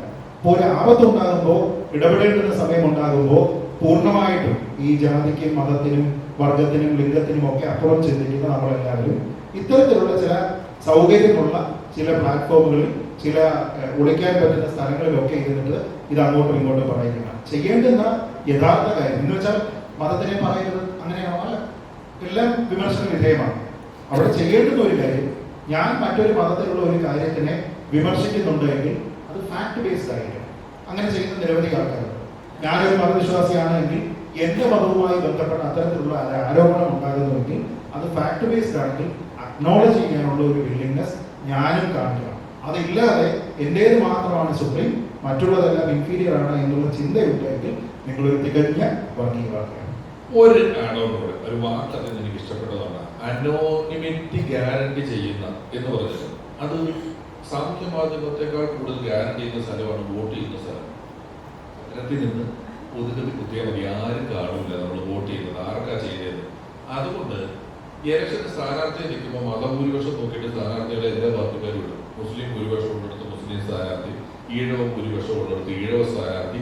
കാരണം അനോണിമിറ്റി കിട്ടിയാൽ അപ്പൊ ഈ സ്ഥാനം പതുക്കെ ഒരു സൈഡിൽ കൂടെ എല്ലാവരും ഒതുക്കത്തിൽ നമ്മുടെ കൂട്ടത്തിലുള്ളവരും കുത്തിയേക്കാം എന്ന് പറഞ്ഞ് ചിന്തിക്കുന്നുണ്ട്. ആ ഗ്യാരണ്ടി ഉള്ള സ്ഥലത്ത് ഈ പണി നടക്കും. അതല്ലാത്ത പകൽ വെളിച്ചത്തിൽ പുറത്തേക്ക് ഇറങ്ങിയാൽ ഇത് വലിയ ഈടില്ല, വലിയ കാര്യമായിട്ട് കൊണ്ടു നടക്കാൻ പറ്റുന്നില്ലാത്ത ഒരു കാര്യമാണ്. നിങ്ങൾ പറഞ്ഞ ചോദ്യത്തിന്റെ കൺക്ലൂഷൻ, ഇതൊക്കെ ഇല്ലാതാക്കാൻ എന്ത് ചെയ്യുന്നു ഉപയോഗിക്കുന്നത് എളുപ്പമല്ല. ഇതിനൊരു 5000 വർഷത്തെ പ്രശ്നമുണ്ട്. നമ്മുടെ തലച്ചോറുകൾ അതിനെ വർക്കിയിട്ട് ഇത് ബോധപൂർവം ഒന്നും ചെയ്യുന്നതല്ല. നമ്മൾ ചെയ്യുന്ന എല്ലാ കാര്യങ്ങളും ബോധം കൊണ്ട് ചെയ്യുന്നതല്ല. നമ്മുടെ തലച്ചോറിന്റെ കപ്പാസിറ്റിയും തലച്ചോറ് ഉണ്ടാക്കിയ രീതിയും അത് ഈ വർഗീയത, എല്ലാ നാട്ടിലും വർഗീയതയുണ്ട്. ഒരേ ജാതിയല്ല, ശ്രദ്ധിച്ചിട്ടുണ്ടോ? ഒരേ മതമല്ല. എന്തൊക്കെ ഒരു കാരണം കൊണ്ട് അത് ചിലടത്ത് നിറമായിരിക്കും, തൊഴിലായിരിക്കും, സാമ്പത്തികമായിരിക്കും. ഒരു ഗോത്ര ചിന്ത നമ്മുടെ മനസ്സിലെല്ലാം പണ്ടേ ഉണ്ട്. ഇപ്പോൾ ഭയങ്കര വർഗീയതയാണ് എന്ന് പറയുമ്പോൾ പണ്ടെപ്പോഴും ഇല്ലാത്തൊരു കാലമുള്ള പോലെയാണ് നിങ്ങൾ പറയുന്നത്. അങ്ങനെയല്ല. ഒരു കാലത്തും മനുഷ്യൻ സന്തോഷത്തോടെ സമാനത്തോടെ ജീവിച്ചിട്ടില്ല. പണ്ട് നല്ലതായിരുന്നു എന്നുള്ളത് ഒരു ഫാൾസ് സ്റ്റേറ്റ്മെന്റ് ആണ്. അങ്ങനെ ആരും ജീവിച്ചിട്ടില്ല. ഇപ്പൊ 20കളല്ലേ 1920-കളിൽ ഒന്നാം ലോക മഹായുദ്ധം. ഇതിനൊക്കെ കഷ്ടമായിരുന്നു. ഭക്ഷണമില്ല. 20 കേരളത്തിൽ കറണ്ട് വന്നിട്ടില്ല ഒരു വീട്ടിലും. പോരാത്തതിന് ഒന്നാം ലോക മഹായുദ്ധം, പീരങ്കി, ആൾക്കാർ, യുദ്ധം തമ്മിൽ അതിന്റെ ബാക്കിലോട്ട് നിങ്ങൾ നോക്കിക്കോ. യുദ്ധങ്ങളും കൊലപാതകങ്ങളും ഇങ്ങനെ സത്യത്തിൽ ഇപ്പോൾ വലിയ അപകടം ഇല്ല. താരതമ്യേന വലിയ കുഴപ്പമില്ലാത്തൊരു സാമൂഹ്യ സ്ഥിതിയിലാണ് നമ്മൾ ജീവിക്കുന്നതെന്നാണ് എനിക്ക് തോന്നുന്നത്. ഞാൻ എപ്പോഴും പറയുന്നത്, ഒരു രാജാവ് പോലും ഐസ്ക്രീം നിന്ന് മരിച്ചിട്ടില്ല. കാരണം കറണ്ടില്ല, ബ്രിഡ്ജില്ല. ഒരു രാജാവ് പോലും ഒരു 40 കിലോമീറ്റർ കൂടുതൽ സ്പീഡിൽ യാത്ര ചെയ്തിട്ടില്ല. വണ്ടിയില്ല. കുതിരപ്പുറത്ത് ഇവരൊക്കെ പോയിക്കൊണ്ടിരിക്കുന്നത്. ഊട്ടി പോയിട്ട് 10 രൂപ കൊടുത്ത് ഒരു റൗണ്ട് അടിച്ചിട്ട് 3 ദിവസം നടുവേനായിരുന്നു എനിക്ക്. അപ്പൊ ഇവർ കുതിരപ്പുറത്തൊക്കെ വരികയാണ് വടക്കേന്ത്യയിൽ ഇവിടെ വരെയൊക്കെ. അപ്പൊ നമ്മൾ ജീവിക്കുന്ന ഒരു കാലഘട്ടം വളരെ മോശമാണെന്നും ഇതൊരു ഒന്നും നമ്മൾ വളരെ വർഗീയതപ്പെട്ട് കിടക്കുകയാണെന്നും അങ്ങനെയൊന്നും നമ്മൾ ഒരുപാട് ടെൻഷൻ അടിക്കേണ്ട. അത്യാവശ്യം നല്ല സെറ്റപ്പിൽ നല്ല AC ഹോളിൽ നിന്ന് ചർച്ച ചെയ്യാൻ പറ്റുന്ന ഒരു ചുറ്റുപാടുകളിലൊക്കെയാണ് നമ്മൾ ജീവിക്കുന്നത്. അവനവരെ പരിഷ്കരിക്കുക, നവീകരിക്കുക, ഇത്തരത്തിലുള്ള ചർച്ചകളിലൂടെ നമ്മൾ മാറുമ്പോൾ ലോകം പതിയെ മാറും. അത് നമ്മൾ കാണാൻ ഉണ്ടായിക്കോണമെന്നുള്ള നിർബന്ധമൊന്നുമില്ല. 1980-കളിൽ സ്വാതന്ത്ര്യ സമരം തുടങ്ങി. അന്ന് ഇത് സ്വാതന്ത്ര്യം കിട്ടുന്ന കണ്ടിട്ട് മരിക്കാൻ ഒരുപാട് പേർക്ക് പറ്റിയില്ല. ആ സമയത്തൊക്കെ എല്ലാവരും ഇതൊരിക്കലും കിട്ടാത്ത സാധനം ഓർത്താ മരിച്ചു വരും. 47 ആയപ്പോഴാണ് കിട്ടിയത്. അപ്പൊ ഇത് മാറുമായിരിക്കും. നമുക്ക് സമയം. ഞാൻ എൻ്റെ പേര് ആദിത്യൻ. ഞാനൊരു സോഷ്യൽ വർക്കറാണ്. അതേപോലെ സിനിമകൾ കാണാൻ ഒരുപാട് ഇഷ്ടമുള്ള ഒരാളാണ്. അപ്പൊ ഞാൻ ചോദിക്കുന്നത്, ഇപ്പോ ഇന്നത്തെ കാലത്ത് നമ്മൾ കുറച്ച് വർഷമായിട്ട് കേട്ടുവരുന്ന ഒരു സംഭവമാണ് ഈ പൊളിറ്റിക്കൽ കറക്റ്റ്നെസ് എന്ന് പറയുന്ന വാക്കുകളൊക്കെ. അപ്പോ ഇത്തരം കാര്യങ്ങൾ വരുമ്പോ അത് സിനിമയുടെ ആസ്വാദനത്തിൽ എന്തെങ്കിലും പ്രശ്നം വരുന്നതായിട്ട് തോന്നുന്നു ഈ എല്ലാത്തിലും പൊളിറ്റിക്കൽ കറക്റ്റ്നെസ് നോക്കുന്നത്. ശരിക്കും ഇപ്പോഴത്തെ സിനിമകളൊക്കെ എടുക്കുന്നത് ഓക്കെ, പക്ഷെ നമ്മൾ പഴയ സിനിമകളുടെ പൊളിറ്റിക്കൽ കറക്റ്റ്നെസ് തപ്പി ഇപ്പോ പോയിട്ട് പഴയ സിനിമകൾ മോശമാണെന്ന് പറയുന്ന ഒരു പ്രവണത ഇപ്പോ വരാറുണ്ട്. അന്ന് ഇങ്ങനെയായിരുന്നു അങ്ങനെയായിരുന്നു എന്നൊക്കെ പറഞ്ഞിട്ട്. അപ്പോ അന്നത്തെ ഒരു സോഷ്യൽ കോണ്ടെക്സ്റ്റ് നമ്മൾ കണക്കിലെടുക്കേണ്ടതല്ലേ അങ്ങനെയൊക്കെയുള്ള കാര്യങ്ങൾ പറയുമ്പോൾ? നമ്മൾ പുതിയത് കാണിക്കുക, പുതിയതാണ് നമ്മളത് കാണിക്കാനുള്ള ഏറ്റവും എളുപ്പ വഴി പഴയതിനെ കുറ്റം പറയുന്നതാണ്. ഞാൻ പുതിയതായാൽ മാത്രം പോരല്ലോ, നാട്ടുകാരുടെ സർട്ടിഫിക്കറ്റ് വേണ്ടേ. അതിന് എനിക്ക് ഏറ്റവും എളുപ്പമുള്ള വഴി പഴയതിനെ അങ്ങ് കുറ്റം പറയുക എന്നുള്ളതാണ്. ഞാൻ പുതുതായിട്ട് ഒന്നും മുന്നിലേക്ക് വെക്കുന്നില്ലെങ്കിലും പുതിയ ഒരാശയവും എനിക്ക് പറയാനില്ലെങ്കിലും പഴയതിനെ നിരന്തരമായി കുറ്റം പറയുക വഴി ഞാനൊരു പുതിയ ആളാണ് എന്ന് മറ്റുള്ളവരെ തോന്നിക്കാൻ പറ്റുന്നതുകൊണ്ടാണ് 30 വർഷം മുമ്പ് ഇറങ്ങിയ പടത്തിന്റെ പൊളിറ്റിക്കൽ കറക്റ്റ്നെസ് എടുത്ത് ഇപ്പൊ തപ്പുന്നത്. അല്ലെങ്കിൽ ഒരു സമയമുണ്ട് ഇഷ്ടംപോലെ സമയമുള്ളവർ ഒരു പരിപാടിയില്ല. 30 കൊല്ലം മുമ്പുള്ള പൊളിറ്റിക്കൽ കറക്റ്റ്നെസ് നോക്കിയിട്ട് എന്ത് അതിന്റെ ഡയറക്ടർ മരിച്ചു, കണ്ടതിനകത്ത് കുറെ പേര് മരിച്ചു, ബാക്കിയുള്ളവരും പോയി. ഇത് നോക്കിയിട്ട് ഒരു കാര്യമില്ല. അതൊരു പൊളിറ്റിക്കൽ കറക്റ്റ്നെസ് ആൾക്കാർ ആവശ്യമുള്ളിടത്ത് എടുക്കുള്ളൂ. ഇപ്പൊ രാമകൃഷ്ണൻ സത്യഭാമ ടീച്ചർ പറഞ്ഞ വിഷയം വന്നു. സത്യഭാമ ടീച്ചർ പൊളിറ്റിക്കലി ഇൻകറക്റ്റ് ആണ്. ഉടനെ ഒരു 35,000 പേര് പുള്ളിക്കാരത്തെ ഞാൻ എഴുതി വിളിച്ചു. അപ്പം സ്ത്രീപക്ഷം ഒക്കെ പോയ വഴി കണ്ടില്ല. സ്ത്രീപക്ഷം പൊളിറ്റിക്കൽ കറക്റ്റ്നെസ് എടുത്ത് മടക്കി അലമാരിയിലോട്ട് വെച്ചിട്ടാണ് മറ്റേ പൊളിറ്റിക്കൽ കറക്റ്റ്നെസ് കറക്റ്റ് ചെയ്യാൻ പറ്റുന്നത്. അപ്പൊ അങ്ങനെയൊക്കെ നോക്കുമ്പോൾ ഇതൊക്കെ ആളുകൾ വളരെ ഉപാധികളോടുകൂടി ഉപയോഗിക്കുന്ന സാധനങ്ങളാണ്. 100% ഒന്നും ഉപയോഗിക്കുന്നില്ല എന്നാണ് എനിക്ക് തോന്നുന്നത്. ഇല്ല, പഴയ സിനിമകൾ എടുത്ത് പൊളിറ്റിക്കൽ പറയുന്ന ഒരു ട്രെൻഡ് ഇപ്പോഴത്തെ പിള്ളേർക്ക് വന്നിട്ടുണ്ട്. ഞാൻ ഈ ചോദ്യം ചോദിച്ചാൽ അവിടെ ചോദിക്കുന്ന, താങ്കൾ പഴയ സിനിമകൾ കണ്ടിട്ടില്ലേ? അതിൽ ഏതെങ്കിലും ഒരു സിനിമയിൽ ഒരു പൊളിറ്റിക്കൽ കറക്റ്റ്നെസ് ഇപ്പം അറ്റ് ഈ സൊസൈറ്റിക്ക് പറഞ്ഞത് മോശമാണെന്ന് പെട്ടെന്ന് പറയാൻ പറ്റും? ഇല്ല, ഞാനൊരിക്കലും ഈ ചെയ്യുന്നതിനോട് യോജിക്കുന്ന ഒരാളല്ല. കാരണം അന്നത് ഇപ്പോ എന്താണ് ആളുകൾ പറയുന്നത്, നരസിംഹ സിനിമയില് വെള്ളമൊടിച്ച് എനിക്ക് തൊഴിക്കാൻ ഒരു പെണ്ണിനെ വേണമെന്നൊക്കെ മോഹൻലാൽ പറയുന്നുണ്ട്. പക്ഷെ അത്തരം ഒരു ക്യാരക്ടർ അന്നുണ്ടായിരുന്നു. അയാള് പറയുമ്പോ അങ്ങനെ പറയുള്ളൂ. 6 വർഷം ജയിലിൽ കിടന്ന് കമ്മ്യൂണിസ്റ്റ് തിരിച്ചു വന്ന് പവിത്രനെ എടുത്ത് ചവിട്ടിക്കൂട്ടി അകത്തെച്ച ഒരാള് അത് വേറെ ഒന്നും പറയില്ല. പുള്ളിയുടെ പേഴ്സ്പെക്റ്റീവ് അതന്നെ പറയുന്നത്. അതെ, ഇത് ഞാൻ മനസ്സിലാക്കുന്നുണ്ട്. പക്ഷെ പലരും ഇത് മോശമാണെന്നുള്ള രീതിയിൽ പലരും സംസാരിക്കുന്നുണ്ട്. അപ്പൊ അതിനെ കുറിച്ചാണ് ഞാൻ ചോദിച്ചത്. അവനോ സമയം കളഞ്ഞ് അത് നോക്കിയിട്ട് നമ്മളിങ്ങനെ ചോദിച്ച് വീണ്ടും സമയം കളയുന്ന കാര്യം ഉണ്ടെന്ന് വേണ്ടിട്ട് നോക്കിയവനോ സമയം കളഞ്ഞു. നിനക്ക് മൈക്ക് വേണ്ടോ? നീ ഒരു 10,000 പാർട്സ് തൊണ്ടേ കൊണ്ട് കിടക്കുന്ന ഞാൻ ആദ്യം നീ മൈക്ക് പറഞ്ഞതിനേക്കാൾ ക്ലിയറായിട്ട് കേട്ടു. നീ അത് കഴിഞ്ഞ് പറഞ്ഞ കാര്യങ്ങൾ അത് കലക്കി. നമ്മളെ മൈക്കാവുമ്പോ കുറച്ച് ഒതുക്കത്തില് സംസാരിക്കുമല്ലോ. ഇത് ഗംഭീരായിരുന്നു. എന്റെ ആ കാര്യത്തിലെ വ്യൂ കാലഘട്ടവുമായി ഏതൊരു കലാരൂപത്തിനും കാര്യമായ ബന്ധമുണ്ട്. ഇപ്പോ കുഞ്ചൻ നമ്പ്യാർ പുതുതായിട്ടൊരു കലാരൂപം അവിടെ ഉണ്ടാക്കുമ്പോൾ അത് ഉണ്ടാക്കുന്നതിനൊരു സാഹചര്യമുണ്ട്. നേരെ മറിച്ച് ഇന്നൊരു കുഞ്ചൻനമ്പ്യാർ ഉണ്ടായിരുന്നെങ്കിൽ അതേപോലെയുള്ളൊരു കലാരൂപം അല്ല ഉണ്ടാക്കുക. കാരണം ആ രീതിയിലുള്ള ഒരു കലാരൂപത്തിനെ സംബന്ധിച്ചിടത്തോളം കുറേയധികം ലിമിറ്റേഷൻസ്. അതിന് കിട്ടാവുന്ന ഓഡിയൻസ്, അവിടെ പറയുന്ന ആൾക്കാരുടെ ശബ്ദം എത്രത്തോളം ചെയ്യാം, ശബ്ദത്തിനെ ആംപ്ലിഫൈ ചെയ്യാനുള്ള അപര്യാപ്തത, ഇതൊക്കെ ഉണ്ടായിരുന്ന ഒരു കാലഘട്ടത്തിലാണ് അത് വരുന്നത്. ടെക്നോളജിക്കലി എയ്ഡഡ് ആയിട്ടുള്ള, അസിസ്റ്റഡ് ആയിട്ടുള്ള ഒരു കാലഘട്ടത്തിൽ കൂടുതൽ ആൾക്കാരിലേക്ക് എത്തുക എന്നുള്ളതിന് മറ്റ് രൂപങ്ങളുണ്ട്. അപ്പോൾ ഇന്നൊരു കുഞ്ചൻനമ്പ്യാർ ഉണ്ടായിരുന്നെങ്കിൽ അദ്ദേഹം അന്ന് ഫേസ് ചെയ്തിരുന്ന അവസ്ഥ, അതിനൊരു മറുപടിയായിട്ട് അദ്ദേഹം ഒരുപക്ഷെ സൃഷ്ടിക്കുക നമ്മൾ ഈ കാണുന്ന തുള്ളലൊന്നുമായിരിക്കില്ല, മറ്റു രീതിയിലുള്ള ഒരു കലാരൂപമായിരിക്കും. അപ്പോൾ ആ കാലഘട്ടത്തിനൊരു റെലവൻസ് ഉണ്ട്. അപ്പോൾ പലപ്പോഴും നമ്മൾ ഈ പൊളിറ്റിക്കൽ കറക്റ്റ്നെസ് ഒക്കെ പറയുന്ന സമയത്തും ആ കാലഘട്ടത്തിൽ ഉണ്ടായിരുന്ന നോം എന്താണ് എന്നതിനെ കൂടി പരിഗണിച്ചതിന് ശേഷം മാത്രം അതിൽ കൂടുതൽ ഇത്തരത്തിലുള്ള ചിന്തകളിലേക്ക് പോകുന്നതാണ് നല്ലത്. ഒരു ഉദാഹരണം പറഞ്ഞു, ശൈശവ വിവാഹം എന്ന് പറയുന്നത് നമ്മുടെ രാജ്യത്ത് പരക്കെ അക്സെപ്റ്റ് ചെയ്യപ്പെട്ടിരുന്ന ഒരു കാര്യമാണ്. മഹാത്മാഗാന്ധി ഉൾപ്പെടെ ശൈശവ വിവാഹം ചെയ്തിരിക്കുന്ന ആളാണ്. അന്നത്തെ നോം അതാണ്, അന്നത്തെ നാട്ടുനടപ്പ് അതാണ്. അതുകൊണ്ട് അത് അങ്ങനെയാണ്. അതിന്റെ പേരിൽ ഇന്ന് മഹാത്മാഗാന്ധിയെ കുറ്റം പറയുന്നത് കൊണ്ട് അദ്ദേഹം പൊളിറ്റിക്കലി കറക്റ്റ് അല്ല ചെയ്തിരിക്കുന്നത്, വളരെ ചെറിയ ഒരു പെൺകുട്ടിയെ വിവാഹം കഴിച്ചു എന്ന് പറഞ്ഞാൽ ഈ 30 വർഷം മുമ്പുള്ള സിനിമയുടെ പൊളിറ്റിക്കൽ കറക്റ്റ്നെസ് നോക്കുന്നത് പോലെ തുല്യമാണ്. വേറൊരു ഉദാഹരണം കൂടി പറയാം. ഇന്ന് നമ്മുടെ നാട്ടിൽ സ്ത്രീകളെ സംബന്ധിച്ചിടത്തോളം 18 വയസ്സ് എന്ന് പറയുന്നത് വിവാഹപ്രായമാവുകയും പുരുഷന് 21 വയസ്സ് എന്നുള്ളത് വിവാഹപ്രായമാവുകയും വരുന്നു. ഏതാനും മാസങ്ങൾക്ക് അല്ലെങ്കിൽ വർഷങ്ങൾക്ക് മുൻപ് സർക്കാർ ഒരു പുതിയ പ്രപ്പോസൽ കൊണ്ടുവരുന്നു. ഇതിനെ നമ്മൾ യൂണിഫോം ആക്കി, പുരുഷനും സ്ത്രീക്കും 21 വയസ്സ്. അപ്പൊ അത് കിക്ക് ഇൻ ചെയ്യുന്ന സമയം മുതൽ പിന്നീട് ഒരു 50 വർഷം കഴിഞ്ഞതിന് ശേഷം നമ്മൾ പിന്നീട് ഒന്ന് തിരിച്ച് ചിന്തിച്ച് നോക്കി. ഇന്ന് 18 വയസ്സിൽ കല്യാണം കഴിക്കുന്ന സ്ഥലത്ത് നമ്മൾ ഈ പുരോഗമനം പറയുന്ന എല്ലാവരും പോയി പങ്കെടുക്കും. 50 കൊല്ലം കഴിഞ്ഞതിന് ശേഷം 21 വയസ്സെന്ന പ്രായത്തിലാണ് വിവാഹം എന്നത് ഒരു നോമായി മാറിയതിനു ശേഷം, എടാ അതേ 50 കൊല്ലം മുമ്പ് പിഷാരുടെയും പണിക്കര അഭിലാഷ് പിള്ള എല്ലാം കൂടെ 18 വയസ്സുള്ള ഒരു കൊച്ചിന്റെ കല്യാണത്തിന് പങ്കെടുത്തു. യവന്മാരൊക്കെ എന്ത് പൊളിറ്റിക്കൽ കറക്റ്റ്നസ് ഇല്ലാത്തവന്മാരാ എന്ന് ചോദിച്ചാൽ അതിൽ യാതൊരു വിധത്തിലുള്ള റെലവൻസും ഇല്ല. അപ്പൊ ഈ പൊളിറ്റിക്കൽ കറക്റ്റ്നസ് ആണെങ്കിലും എന്തുമാണെങ്കിലും സമൂഹത്തിൽ നിലനിന്നിരുന്ന നോം എന്താണോ അതുമായി അതിന് അഭേദ്യമായിട്ടുള്ള ഒരു ബന്ധമുണ്ട്. നല്ല ഒരു സെഷനായിരുന്നു എന്ന് പ്രതീക്ഷിക്കുന്നു. നല്ല ചോദ്യങ്ങൾ ഉണ്ടായിരുന്നു. നമ്മൾ പലപ്പോഴും ഒരു കാര്യം ആലോചിക്കുക, താരം എന്ന് നമ്മൾ വിളിക്കുന്നത് 2 തരത്തിലുള്ള ആൾക്കാരെയാണ്. രാഷ്ട്രീയത്തിൽ നമ്മൾ ആരെയും താരം എന്ന് വിളിക്കാറില്ല.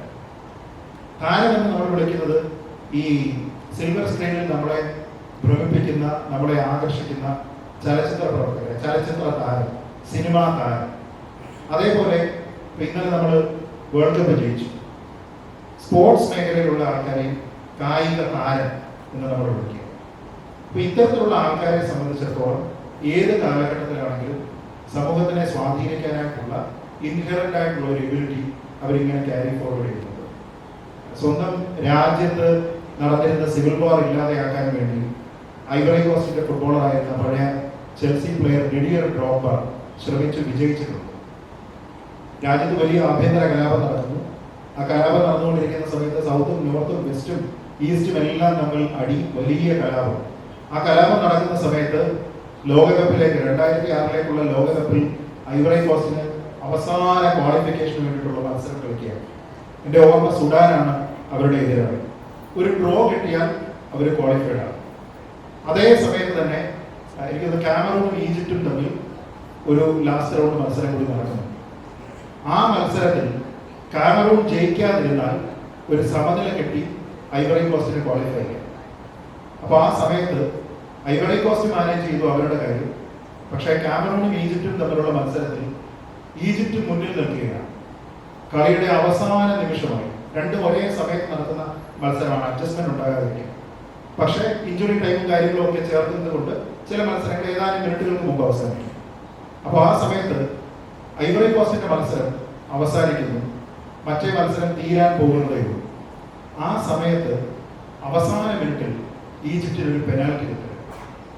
ആ പെനാൽറ്റി അവർ സ്കോർ ചെയ്ത്, ക്ഷമിക്കണം, കാമറൂൺ ആ പെനാൽറ്റി അവർ സ്കോർ ചെയ്ത് തുല്യതയിലേക്ക് പോയി കഴിഞ്ഞാൽ ഐവറി കോസ്റ്റിന് ക്വാളിഫിക്കേഷൻ ഉണ്ട്.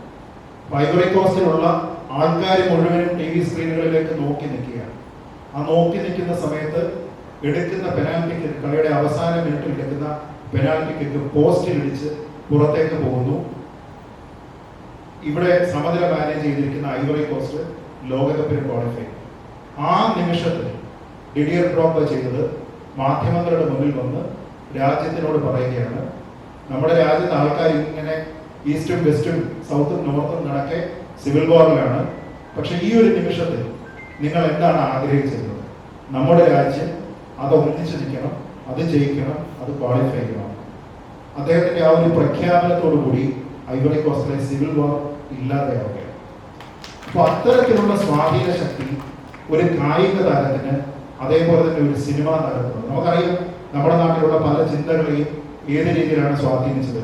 ഇന്ന് ഈ ഒരു വേദിയിലേക്ക് നിങ്ങൾ ഇത്രയും പേര് എത്തുകയും ഈ വൈകിയ വേളയിൽ നിങ്ങളിവിടെ നിൽക്കുകയും ചെയ്യുന്നതിന് ചാലകശക്തി കൂടിയായി മാറിയിരിക്കുന്നത് മോഹൻലാൽ എന്ന മഹാനടന്റെ ഒരു സന്ദേശമാണ് എന്നുള്ളതും നിങ്ങളിൽ പലർക്കും അറിയാം. അപ്പോൾ ഒരു താരത്തിന്റെ അഭ്യർത്ഥനയാണ്. തിങ്ക് കേരള എന്നൊരു പ്ലാറ്റ്ഫോം ഉണ്ട്. ആ പ്ലാറ്റ്ഫോമിൽ പുതുചിന്തകൾ വരുന്നുണ്ട്. ആ ചിന്തകളിൽ അദ്ദേഹത്തിന് പ്രതീക്ഷയുണ്ട്. അത് വിജയിപ്പിക്കാനായിട്ട് നിങ്ങൾ വരണം എന്ന് പറയുന്ന ഒരു അഭ്യർത്ഥന. ഈ ഒരു ഇൻഫ്ലുവൻസ് എന്ന് പറയുന്നത് ഒരു പക്ഷേ നമ്മുടെ രാജ്യത്ത് ലോകത്ത് കായിക താരങ്ങൾക്കും സിനിമാ താരങ്ങൾക്കും മാത്രമുള്ളതാണ്.